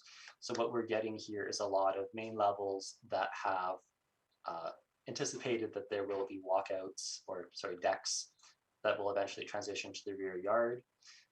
And because of that grade difference between Alicorn Drive and the Jennings Creek ravine behind, where it's sloping down substantially, you're getting a lot of walkout basement designs, or in cases where walkout basement designs are not proposed, basements with a lot higher windows that you would not normally see on a basement.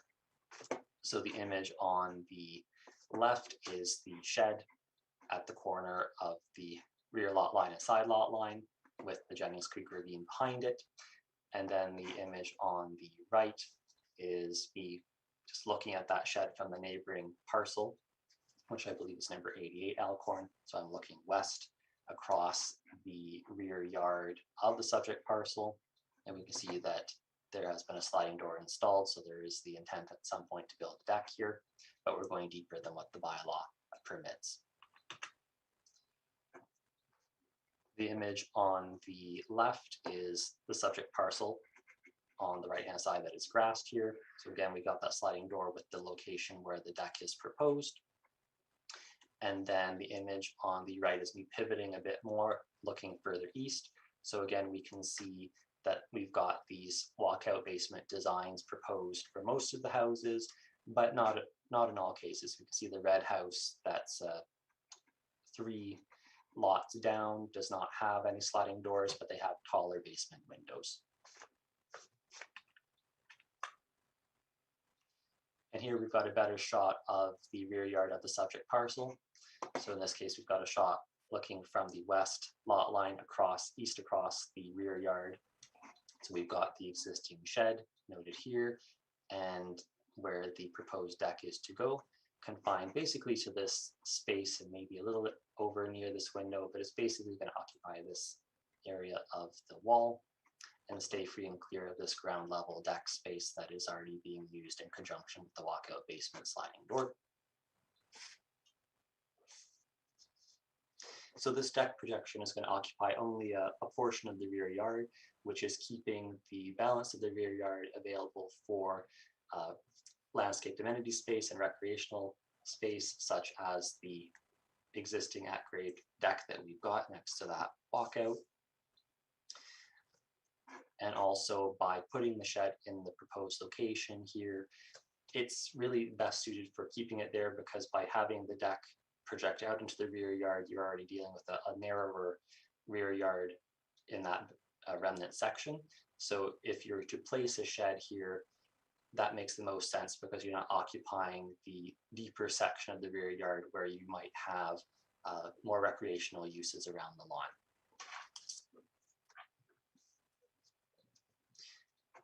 In terms of the setback reduction sought for the shed, we're still in and around the meter mark, which is really the bare minimum that we like to go when we do contemplate reductions for accessory buildings, if it is possible at all to go below the 1.2. In this case, engineering has not identified any lot grading and drainage issues with going the 0.9 meter setback distance to the rear lot line. In terms of the increased lot coverage, we do not believe that this about 1% increased lot coverage is really going to be perceptible for this shed.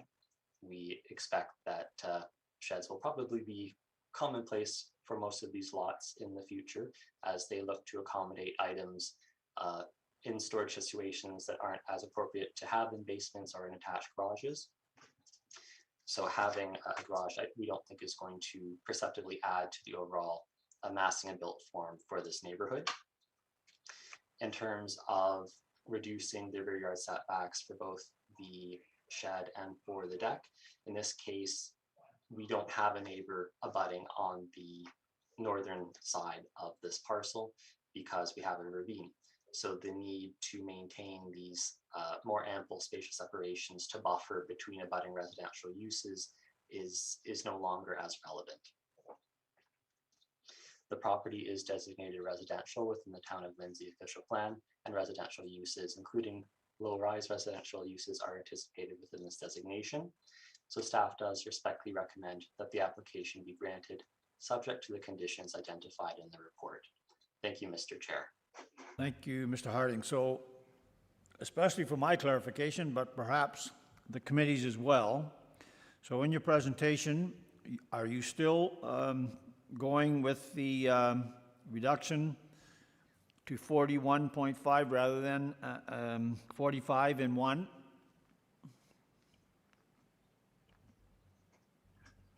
Through the chair, just to clarify, so are we speaking with respect to lot coverage? I'm speaking in respect to your the purpose and effect there, right on the first page. Your recommendation is instead of going to 45% that we only go to 41.5. So are you sticking with that? Yes, Mr. Chair, that is correct, because that is all that is required to permit the shed. All right, and number 3, same thing, you're sticking with 0.9? That is correct, Mr. Chair. All right. I asked the applicant to research to determine if the setback distance was any different, and they have not responded saying otherwise. And you're eliminating number 4, did I understand that correctly? No, Mr. Chair. Number 4 is the item that was not originally advertised, but we believe that it would be within committee's purview to be able to add that to its decision, because we have already advertised and are modifying other setbacks within that same provision. Thank you for that. Committee, questions to the planner? Mr. Strangway, go ahead.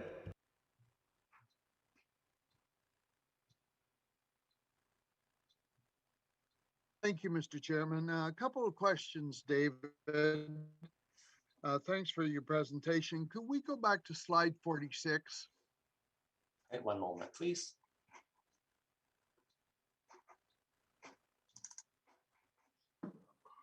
Here we are. A quick question for my information, David. I see a deck there. It's on ground level. Was a permit required or applied for that deck? Through you, Mr. Chair, it is my understanding that at-grade decks do not require building permits, but I will defer to the chief building official for confirmation. In fact, I believe it's considered landscaping when it's on the ground like that. Sorry, through to the chair. Just to clarify, any deck that is less than 24 inches above grade at any point is not required to obtain a building permit. Thank you. Mr. Strangway, follow up? Second question. Yes, a second question. We had one of these applications, I think 2 months ago, and I expressed a concern about all of these houses along here having these walkouts on the second level on the back. Was there ever any discussion with the building department about how we were going to deal with this, or are every one of these houses going to have to apply for this? Maybe we'll go to Ms. Murchison. It could be, where is she? Yeah, can you Sure. speak to that? Sure, through you, Mr. Chair. I think as David kind of hinted at through his presentation, if they construct to the allowable line that they have for a setback, they can have a really small deck on these dwellings. But if they want something a little bit more substantial, they're going to encroach and then require a variance. So it's really going to be a case by case basis, whether or not each one needs a variance. Thank you. All right. Go ahead, Ms. Archer. Just one question, please, through to Mr. Harding, sorry. I don't see, and maybe I missed it, any provision for the deck that we're dealing with today, joining with stairs to the bottom deck. If that's not there and they put them in, is that allowed, or do they have to come back again? Through you, Mr. Chair, to Member Archer, I would be, it's something that we'd have to look at in more detail, but I would believe that they would still require additional relief for that.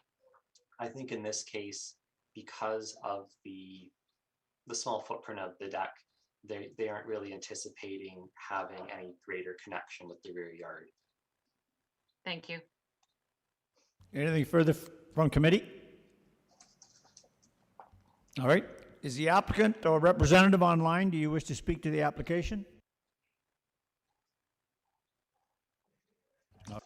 Advise there aren't any. Is there anyone online wishing to speak in support of this application? In support of the application? Anyone wishing to speak in opposition to the application? Opposition to the application? Committee. Question? Mr. Marsh, go ahead. Yep. If we don't support number 4, my understanding is they can move the shed, or they will move the shed? Mr. Harding? Through the chair to Member Marsh, that is correct. They would be required to move the shed, and they are willing to do so. But that is what the applicant has advised. I'll give you a motion then. Yeah, go ahead. As presented, with the amendments and the further amendment that number 4 be removed. All right, and that's amended, and then number 4 be removed, correct? That's what I'm hearing? Yep. All right. Yep. Do I have a seconder for that? Do I have a seconder? Do I have a seconder? That fails, Mr. Marsh, so I'm still looking for motion. Ms. Archer? As amended, please, with number 4 in it. Do I have a seconder for that? Do I have a seconder for that? Ms. Richardson, do I see your hand? Yeah. All right. Speak to it? Just a minute. Mr. Richardson, was that a second? It was a second, yes. All right, thank you. Yeah, go ahead, Mr. Marsh. So you've got something that the owner's prepared to correct. It can be corrected. And after the fiasco that we just went through, I don't know how you can possibly support this. And it's nothing, I'm not attacking the planner or anybody else. I'm just saying you've got the owner of the property says they're going to move it and correct it. So why would you need the variance? It wasn't in the advertising. I don't know what I don't like where we start deciding what gets advertised and it doesn't, or got missed or whatever. I don't want to start splitting hairs. So you're speaking against the motion? So I am speaking against it. Okay. As a mover, Ms. Archer, do you wish to speak to it? No, I'm in favor of what I suggested. I don't understand. I don't know why we would make the man go to the bother of moving it when it's about 3 inches maybe, and there's never ever going to be anything built behind him. Mr. Richardson, do you wish to speak to it? Oh, thank you. All right. All right. Then I'm going to call the question. Ms. Archer. In favor. Okay. Ms. Richardson. In favor. Mr. Strangway. In favor. Mr. Marsh. Opposed. All right. And I'm in favor. All right, so the motion carries. Very good. Thank you.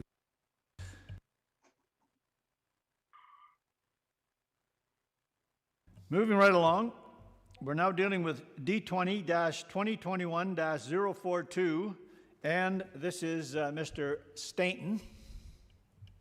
Do we have Mr. Stainton online?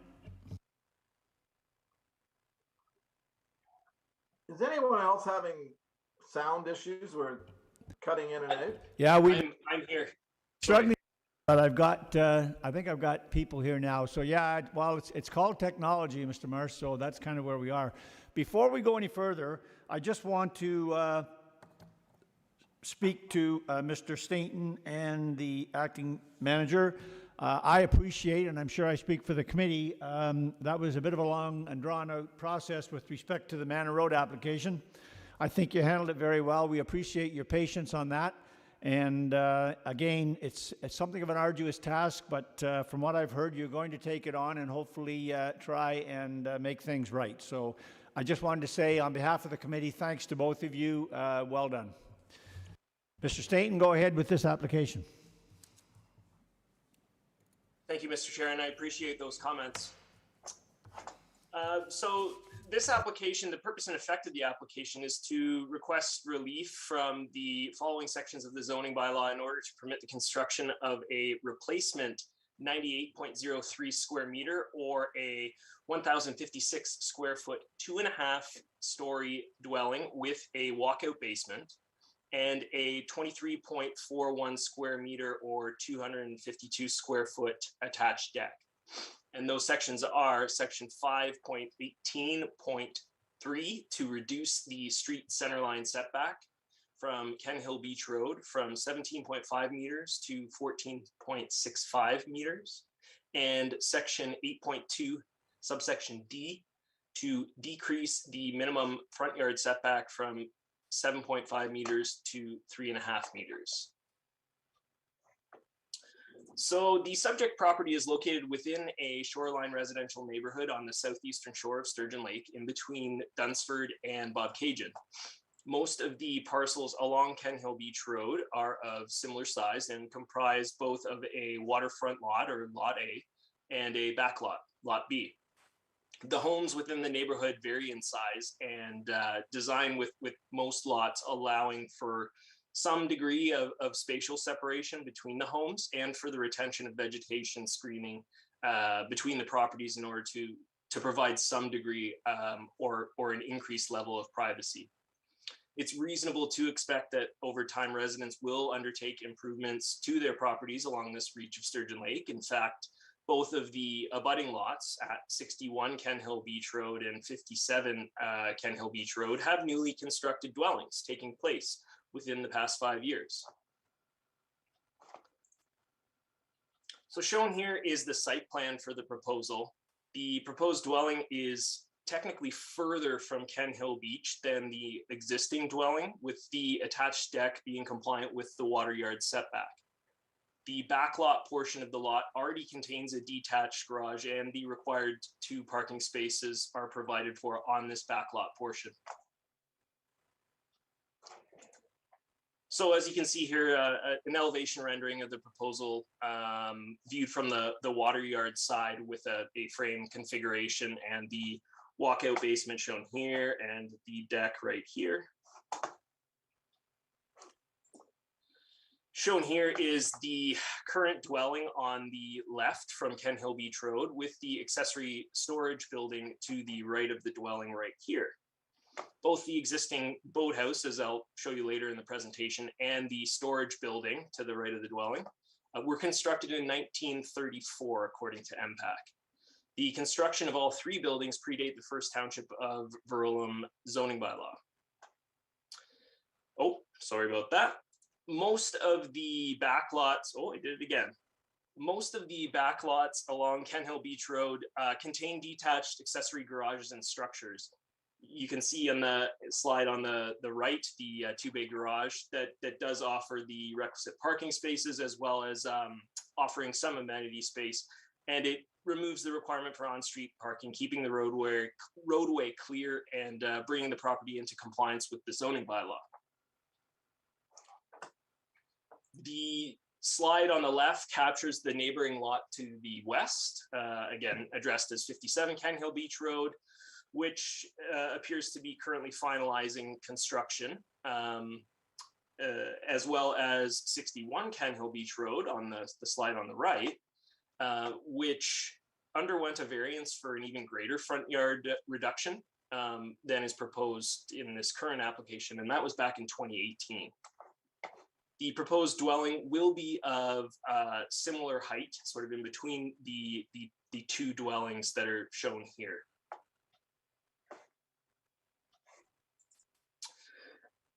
Again, just for some context, this is the slide on the left, sorry, is showing the existing dwelling and the deck, which is taken closer to the shoreline of Sturgeon Lake, facing to the south. The majority of the parcel's recreational amenity space is located within this north yard and will remain as such. The photo on the right captures the previously mentioned non-compliant boathouse located in the northeast corner of the property. So through reducing the front yard setback as well as decreasing the setback from the center line of Ken Hill Beach Road, the water setback from Sturgeon Lake is maintained with the proposed location of the deck greater than 15.8 meters from the shoreline. Since Ken Hill Beach Road terminates at the cul-de-sac to the east, the majority of the traffic that's experienced along Ken Hill Beach Road is of cottagers and residents of the area, and an encroachment into the front yard is negligible from a traffic perspective. So shown on the left is the front yard of the subject property facing westward, with the photo on the right looking eastward. I just wanted to give you some accompanying photos, which we're taken from the center line of Ken Hill Beach Road, looking to the west on the left and to the east on the right, just to get an idea of that front yard street interface and what exactly we're dealing with in terms of that area between the fronts of the respective dwellings or accessory structures.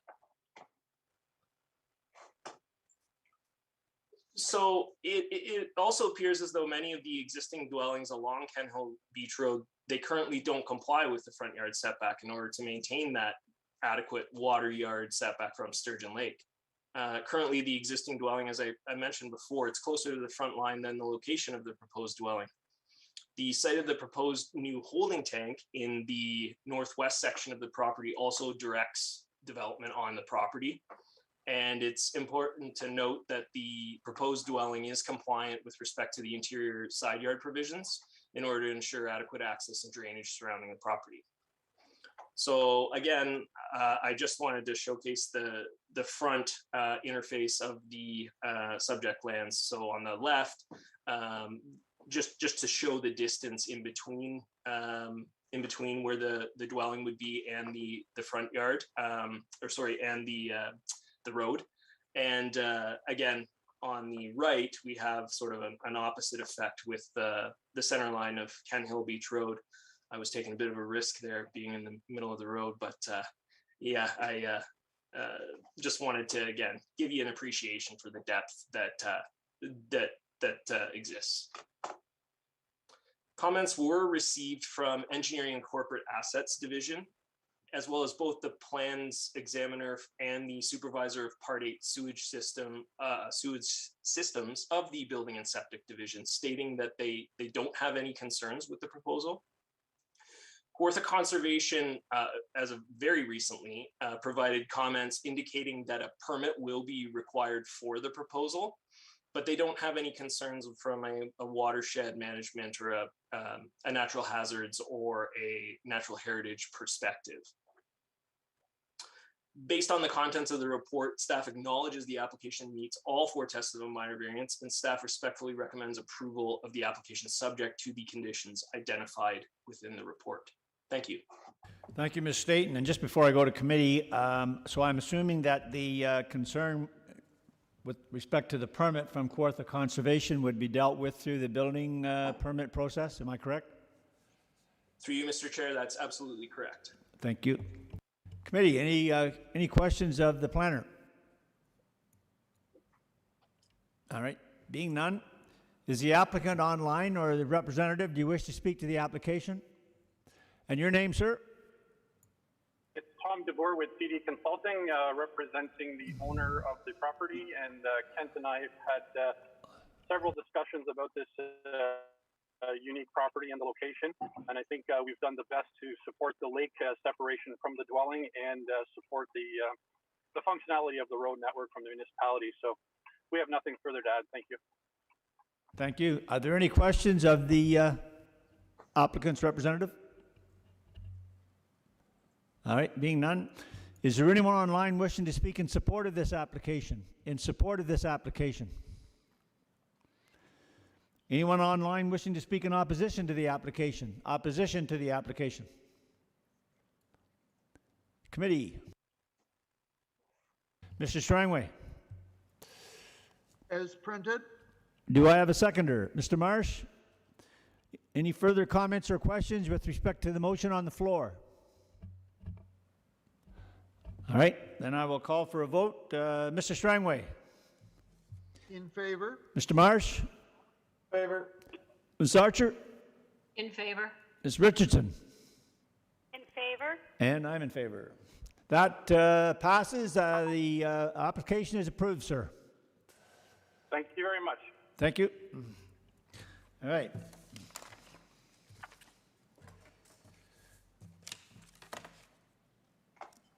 Moving right along, we're now dealing with file number D20-2021-044, and this is 41 Weldon Road, Geographic Township of Ops, and I'm advised that Mr. Stainton will be handling this application. Go ahead, sir. Thank you, Mr. Chair.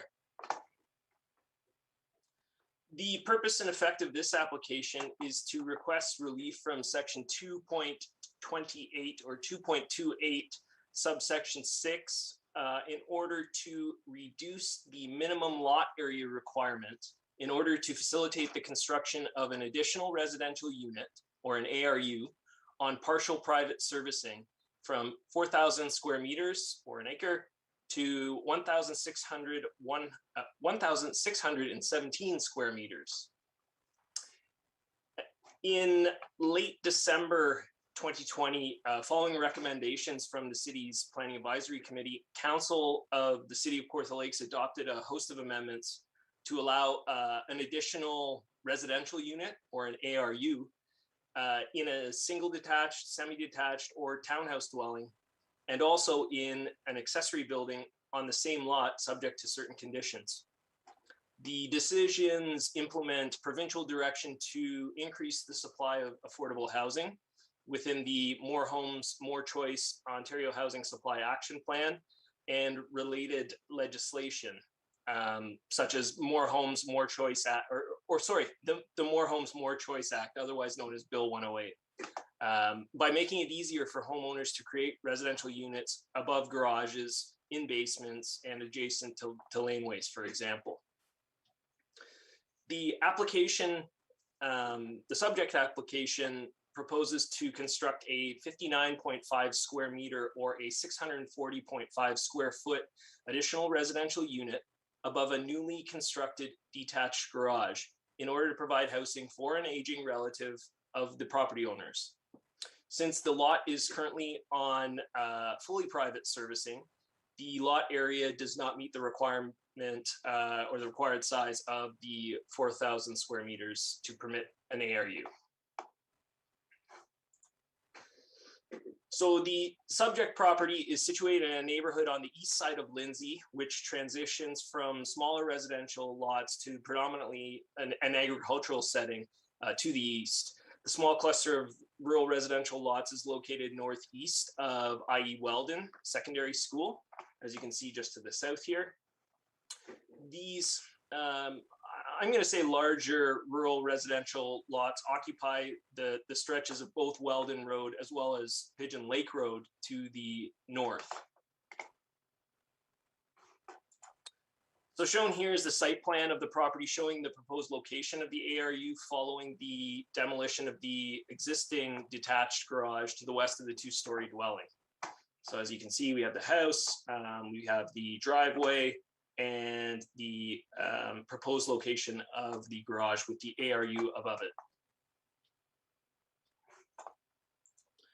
So the design elements, as you can see here, of the detached garage, it includes a cantilevered balcony, as you can see here and here, to increase the amenity space. And in addition, there's patio doors, there's large windows, as you can see on either side, that really gives a more of a residential look to the garage, as opposed to something more utilitarian. And on the right here is just the floor plan showing the main floor of the garage, and then the second floor where the proposed ARU would be located. So shown from the south side of Weldon Road facing northward is the subject property with the existing two-story dwelling and the detached garage to be demolished within the slide to the left. The photo on the right shows the western half of the subject lands taken from the same location as the previous slide. So just for some context, the size of the adjacent lots enables the situation of larger accessory buildings, with 47 Weldon Road shown here, which is the abutting lot to the east, having a larger example of a large accessory building, as you can see right here on the left. It's important to note that the ARU will comply with all other development standards, which were identified under section 2.28 of the zoning bylaw. And it's also smaller in gross floor area at the 59.5 square meters than the dwelling, which is 167 square meters. The photo on the right, it's here just to capture the abutting lot to the west, which is 33 Weldon Road. As you can see, you get a glimpse of the vegetated buffer that also exists between the subject property and 33 Weldon. So the proposed ARU, as well as the primary dwelling unit, will be connected to municipally provided water servicing, which is available in the area in accordance with the city's mandatory municipal drinking water system connection bylaw. Additionally, the supervisor of Part 8 sewage systems has reviewed the proposal and confirmed that the upgraded private septic system will accommodate both the ARU and the primary dwelling based on the floor plans that were provided from the applicant. The supervisor of development engineering also has no concerns with respect to lot drainage related to the proposal. So again, shown on the left is the existing driveway shown here and the approximate location of the new detached garage with the ARU. And then the slide on the right is just taken looking southward. You can see IE Weldon across the road. So just for some context in the intent behind the rationale associated with the minimum 4,000 square meter or 1 acre lot area provision for ARUs on private servicing, it was basically to ensure sufficient lot area with respect to landscape open space for the purposes of accessibility and lot drainage. The property is of sufficient size to accommodate the ARU within the large open space to the west of the dwelling, and it's not anticipated to adversely affect the use of the rear yard, which is actually shown here on the right. While the dwelling covers a modest 5% of the total area of the property, the gross floor area of the additional dwelling unit is only 3.5% of the lot area. So shown on the left is the location of, you can see the current raised septic system. And it's also showcasing again that western portion of the lot with the rear yard of the lot shown here. Oh, I think most crucial to this application is the connection to municipal water, which ensures an adequate water supply. And in accordance with the official plan, there is a requirement for a hydrogeological or a site servicing study to facilitate ARUs when they are of reduced lot area. However, this was put to the supervisor of Part H sewage systems, who determined that a full study was not necessary due to the ability to connect to municipal water infrastructure and the septic system. So the slide on the left again shows the approximate location of the septic system. It's important to note that when we conducted the site visit, there was a yellow shipping container, as you can see in both slides, located in the southwest corner of the lot. And the shipping container will be removed from the lot, and a condition is recommended in order to ensure it is entirely removed from the property. Again, the comments were received from Engineering and Corporate Assets Division, as well as both the plans examiner and the supervisor of Part 8 sewage systems of the Building and Septic Division, stating that they have no concerns with the proposal. Now, the supervisor of Part 8 sewage system notes that modest adjustments are necessary to the system. And I asked her about this, and what it entails is increasing the size of the filter bed with sand. That's the only adjustment that is required to entirely bring the septic system up to the necessary standards, and that is achievable, and a permit is currently in the I guess in the hands of the supervisor of Part 8 sewage systems. Based on the contents of the report, staff acknowledges the application meets all 4 tests of a minor variance, and staff respectfully recommends approval of the application, again, subject to the conditions identified within the report. Thank you. Thank you, Mr. Stainton. I guess what I always find interesting with these ARUs, and I'm sure that down the road we're going to be dealing with a good number of them, but they're usually atop something, and yet they're for aging relatives. I'll never figure that one out, but anyway. I'm just curious, the shipping container, what was being stored in that? Through you, Mr. Chair, my understanding is that there are construction materials associated with the garage that are currently being stored in the shipping container, and then upon the completion of construction, that's obviously being removed as is recommended through the condition. Thank you. All right, committee, questions of the planner? Mr. Marsh, go ahead. I see your hand there. Couple of things. Can we have your screen taken down, Mr. Stainton, so we can get a look at everyone? He doesn't want to look at us. Go ahead, Mr. Marsh. So do we have a bylaw that prohibits storage containers? Through you, Mr. Chair, to Member Marsh, I believe there was a decision, and perhaps I should defer to Suzanne of the Building Division, rendered by the Building Division, which essentially considers them as structures or buildings. I will allow Suzanne, the Chief Building Official, to speak to that, though. Ms. Murchison, go ahead. Through you, Mr. Chair, the province of Ontario, the Ministry of Municipal Affairs and Housing, deemed a shipping container to meet the definition of a building under the Building Code Act in approximately 2009, I think it was. We still chose not to move forward. It was a site-specific decision.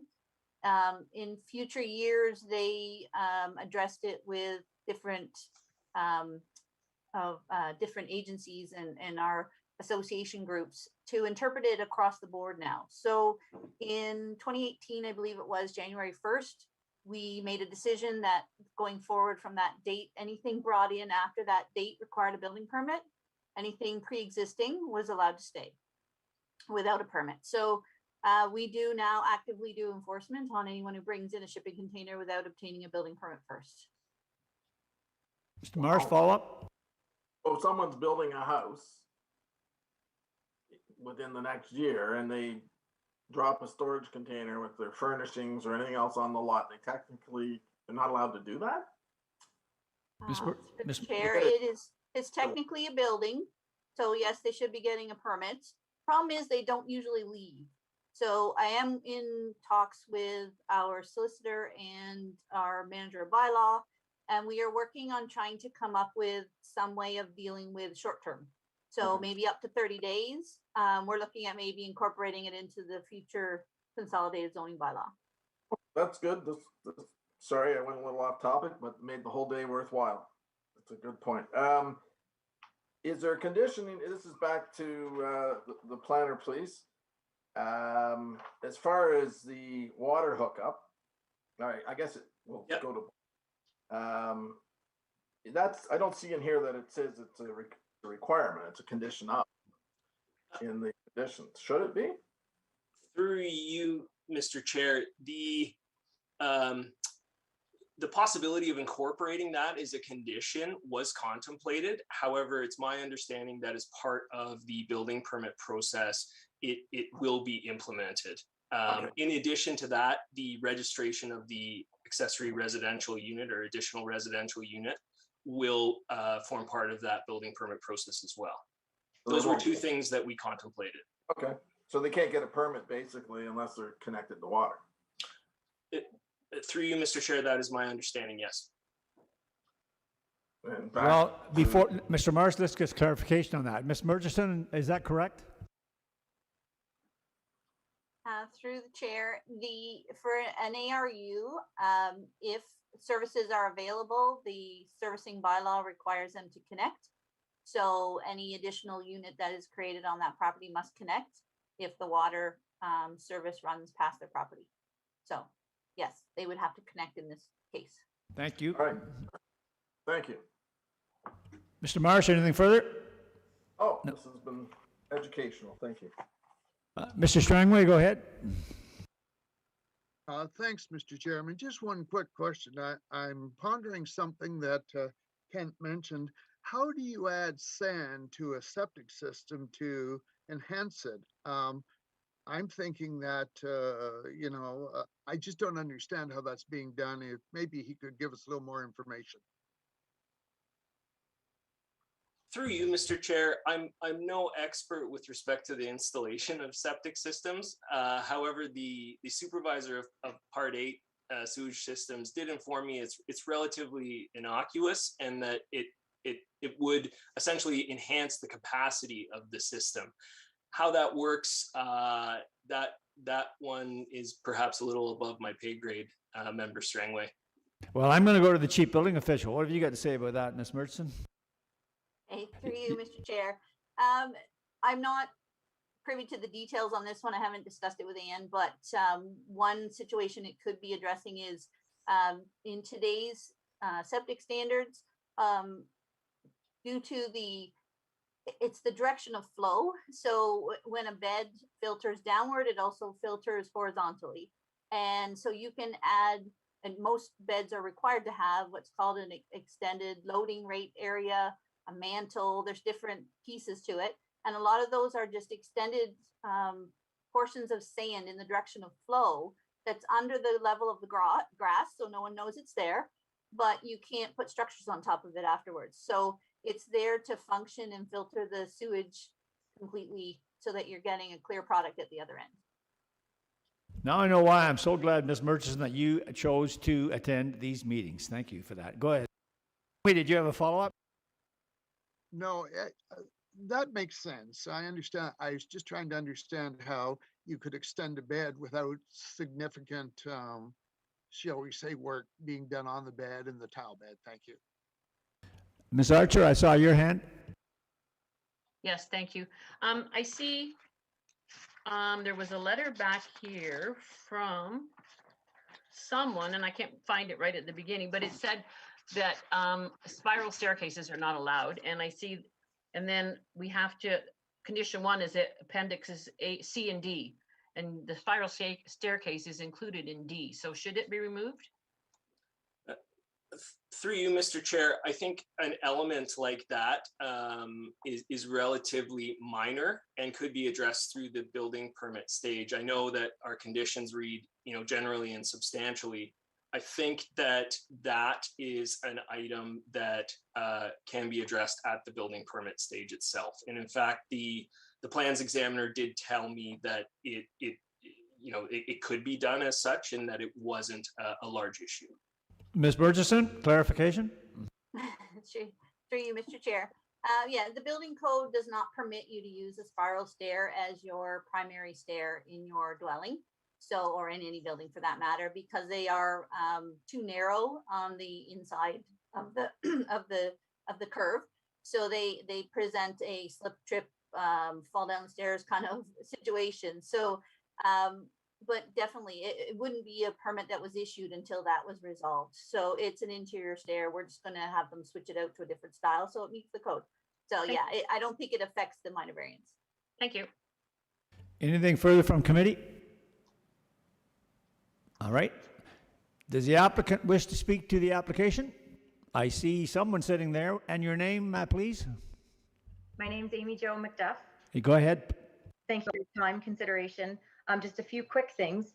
I totally recognize putting a dwelling above a garage for an aging relative, but I'm a nurse and I hope to care for my mom here rather than have her somewhere off my property in the future. So you're prepared to carry her up and down, I presume?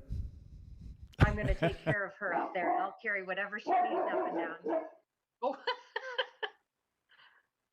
Go ahead. We can't hear you there. Have you got a button you should push? Yes, absolutely. Sorry. Yeah, no the problem. The septic system is new and the capacity is 2,400 square feet. Even with the additional dwelling unit, we're at 2,640. So the septic gentleman said enhancing the filtration sand on the west side of the bed would bring it up to capacity. And the spiral staircase has already been amended in the drawing. And the storage bin's actually holding my mom's furniture. So it will be gone as soon as possible. Thank you, and thank you for being a nurse. Very much appreciated. Are there any questions of the applicant?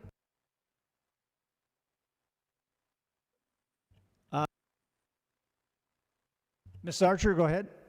I'd just like to know if she'd like to adopt another daughter or another mother.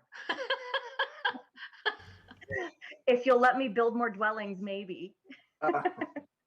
Sounds like you've taken on something here. All right, anything further of the applicant? Right. Is there anyone online wishing to speak in support of this application? In support of the application? Anyone online wishing to speak in opposition to the application? Opposition to the application? Committee, what do you wish? Mrs. Archer? As printed. Do I have a seconder? Mr. Marsh? All right. Any further comments or questions with respect to the motion on the floor? All right. Being none. Ms. Archer? In favor. All right. Mr. Marsh? Favor. Ms. Richardson? In favor. Mr. Strangway? In favor. And I'm in favor. Your application is approved.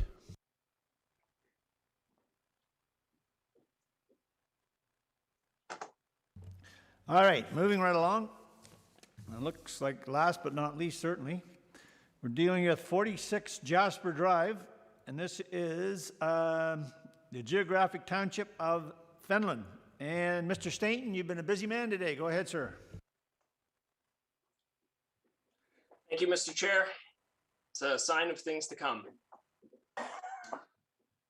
The purpose and effect of the application is to request relief from section 13.2.1.3 subsection A to reduce the minimum front yard setback from 7.5 meters to 1.5 meters in order to permit the construction of a 40.1 square meter or 432 square foot detached garage. Now, I'd like to note that the report inadvertently identifies the size of the garage as being 28.1 square meters.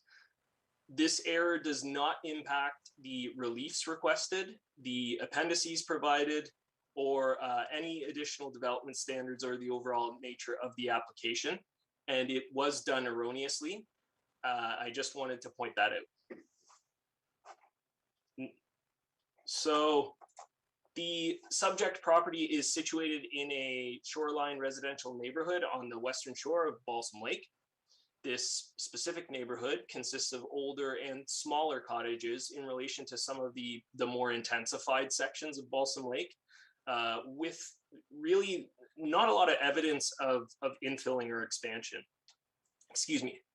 The lots remain surrounded by substantial vegetative buffers, dense woodland that occupies that stretch on the western side of Jasper, as you can see here. So still, relatively smaller and has yet to experience that intensification.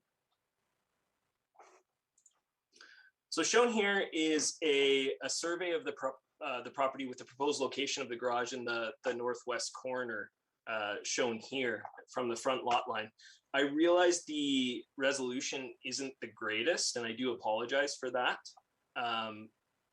Through the pre-screening process, it was identified that the proposed location of the detached garage would also require relief from an interior side yard setback requirements. The applicant subsequently agreed to revise the location of the garage to be compliant with the development standard at 1.3 meters from this lot line. So shown here is an elevation sketch of the garage facing the south side of the actual garage. The design of the garage is smaller, with the applicant having taken significant steps towards enhancing the overall appearance of the garage. So you have two 2.4 meter, 2 8-foot garage doors with rectangular windows, as well as a central dormer with a window, and it really forms an attractive entrance when viewed from the south. There's two larger security windows, as will be shown in the subsequent slide, on the west side, which actually faces Jasper Drive, and it really helps as well in terms of eliminating that utilitarian appearance that many garages take on, further blending the appearance of the garage in relation to the residential surroundings. So again, the west side is shown here in the upper right, and then you've got the east side on the left.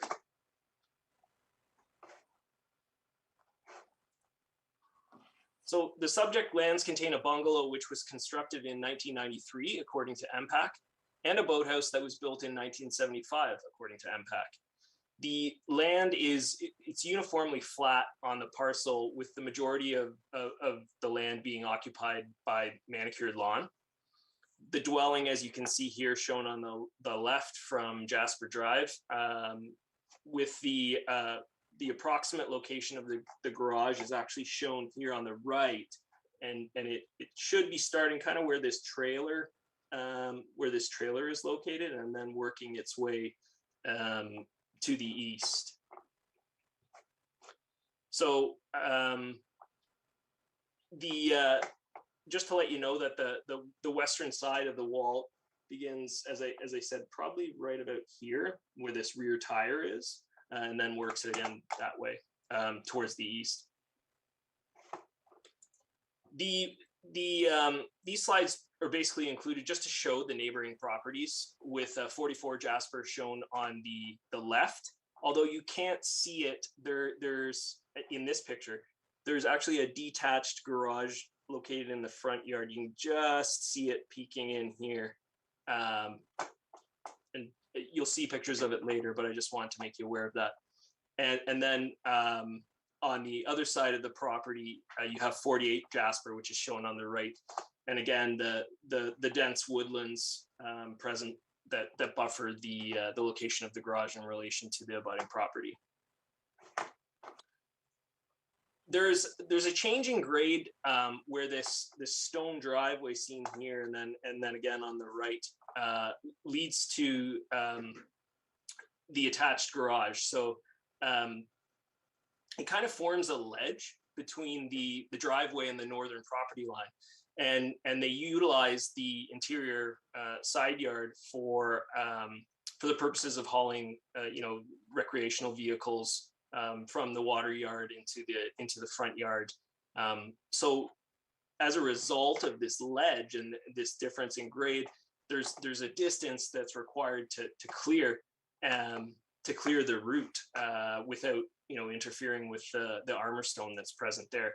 And during the site visit, we actually lucked out by having the roofing truck present, as shown on the right, for perspective. So again, you can see how tight it is, and the trailering that's required in order to maneuver around here sort of forces the location of the detached garage further towards the road, and I wanted to make that apparent. We just lucked out when we came across this, and I figured it would be great for context. So the northern lot boundary, which is actually along here, is composed of deciduous woodlands that would essentially render the garage unnoticeable when you're coming from the north. The doors of the garage don't face towards Jasper Drive, as to negate any potential traffic or sightline implications arising from the location of the garage. And again, you have this cedar hedge here, which is also located between the location of the garage and Jasper, and that further detracts from any physical imposition presented by the location of the garage. The slide on the left here, it just showcases the dense forest, again, on the west side of Jasper, immediately across the road from the proposed location of the garage.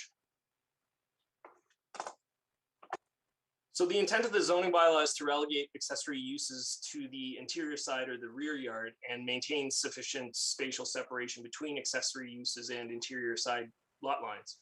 Another intent of the location provision is to ensure accessory buildings and uses don't dominate the streetscape and that utility function that's presented through the municipal right-of-way. Where a lot fronts onto a navigable waterway within the township of Fenland zoning bylaw, a private garage is permitted between the main building on the lot and the street line, provided the garage complies with the yard provisions of the zone. The proposed garage complies with all other development standards of the zoning bylaw. The Development Engineering Division has no concerns with the proposal in regard to drainage impacts on adjacent properties. And as you can see from the slides, looking to the north on Jasper here on the left, and then to the south on the right, the streetscape and right-of-way won't be impaired through the proposal. In the background here in the slide on the right, you can see the detached garage that I was talking about before, that's housed on 44 Jasper Drive. Oh, sorry, that was inadvertent. So many of the residences along Jasper Drive have accessory buildings within the front yards, including both abutting properties at 44 and 48 Jasper Drive. With the garage at 48 Jasper Drive being located nearly in an identical position to the, to what's proposed through the application. So through locating the garage as proposed, the overall character of the neighborhood's maintained.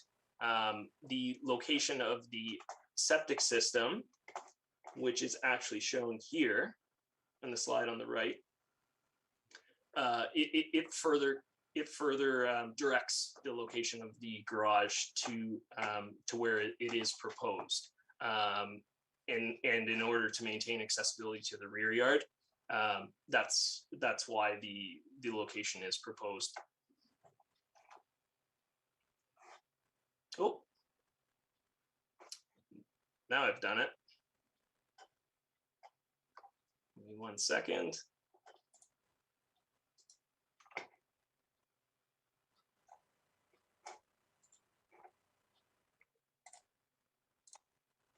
Yeah.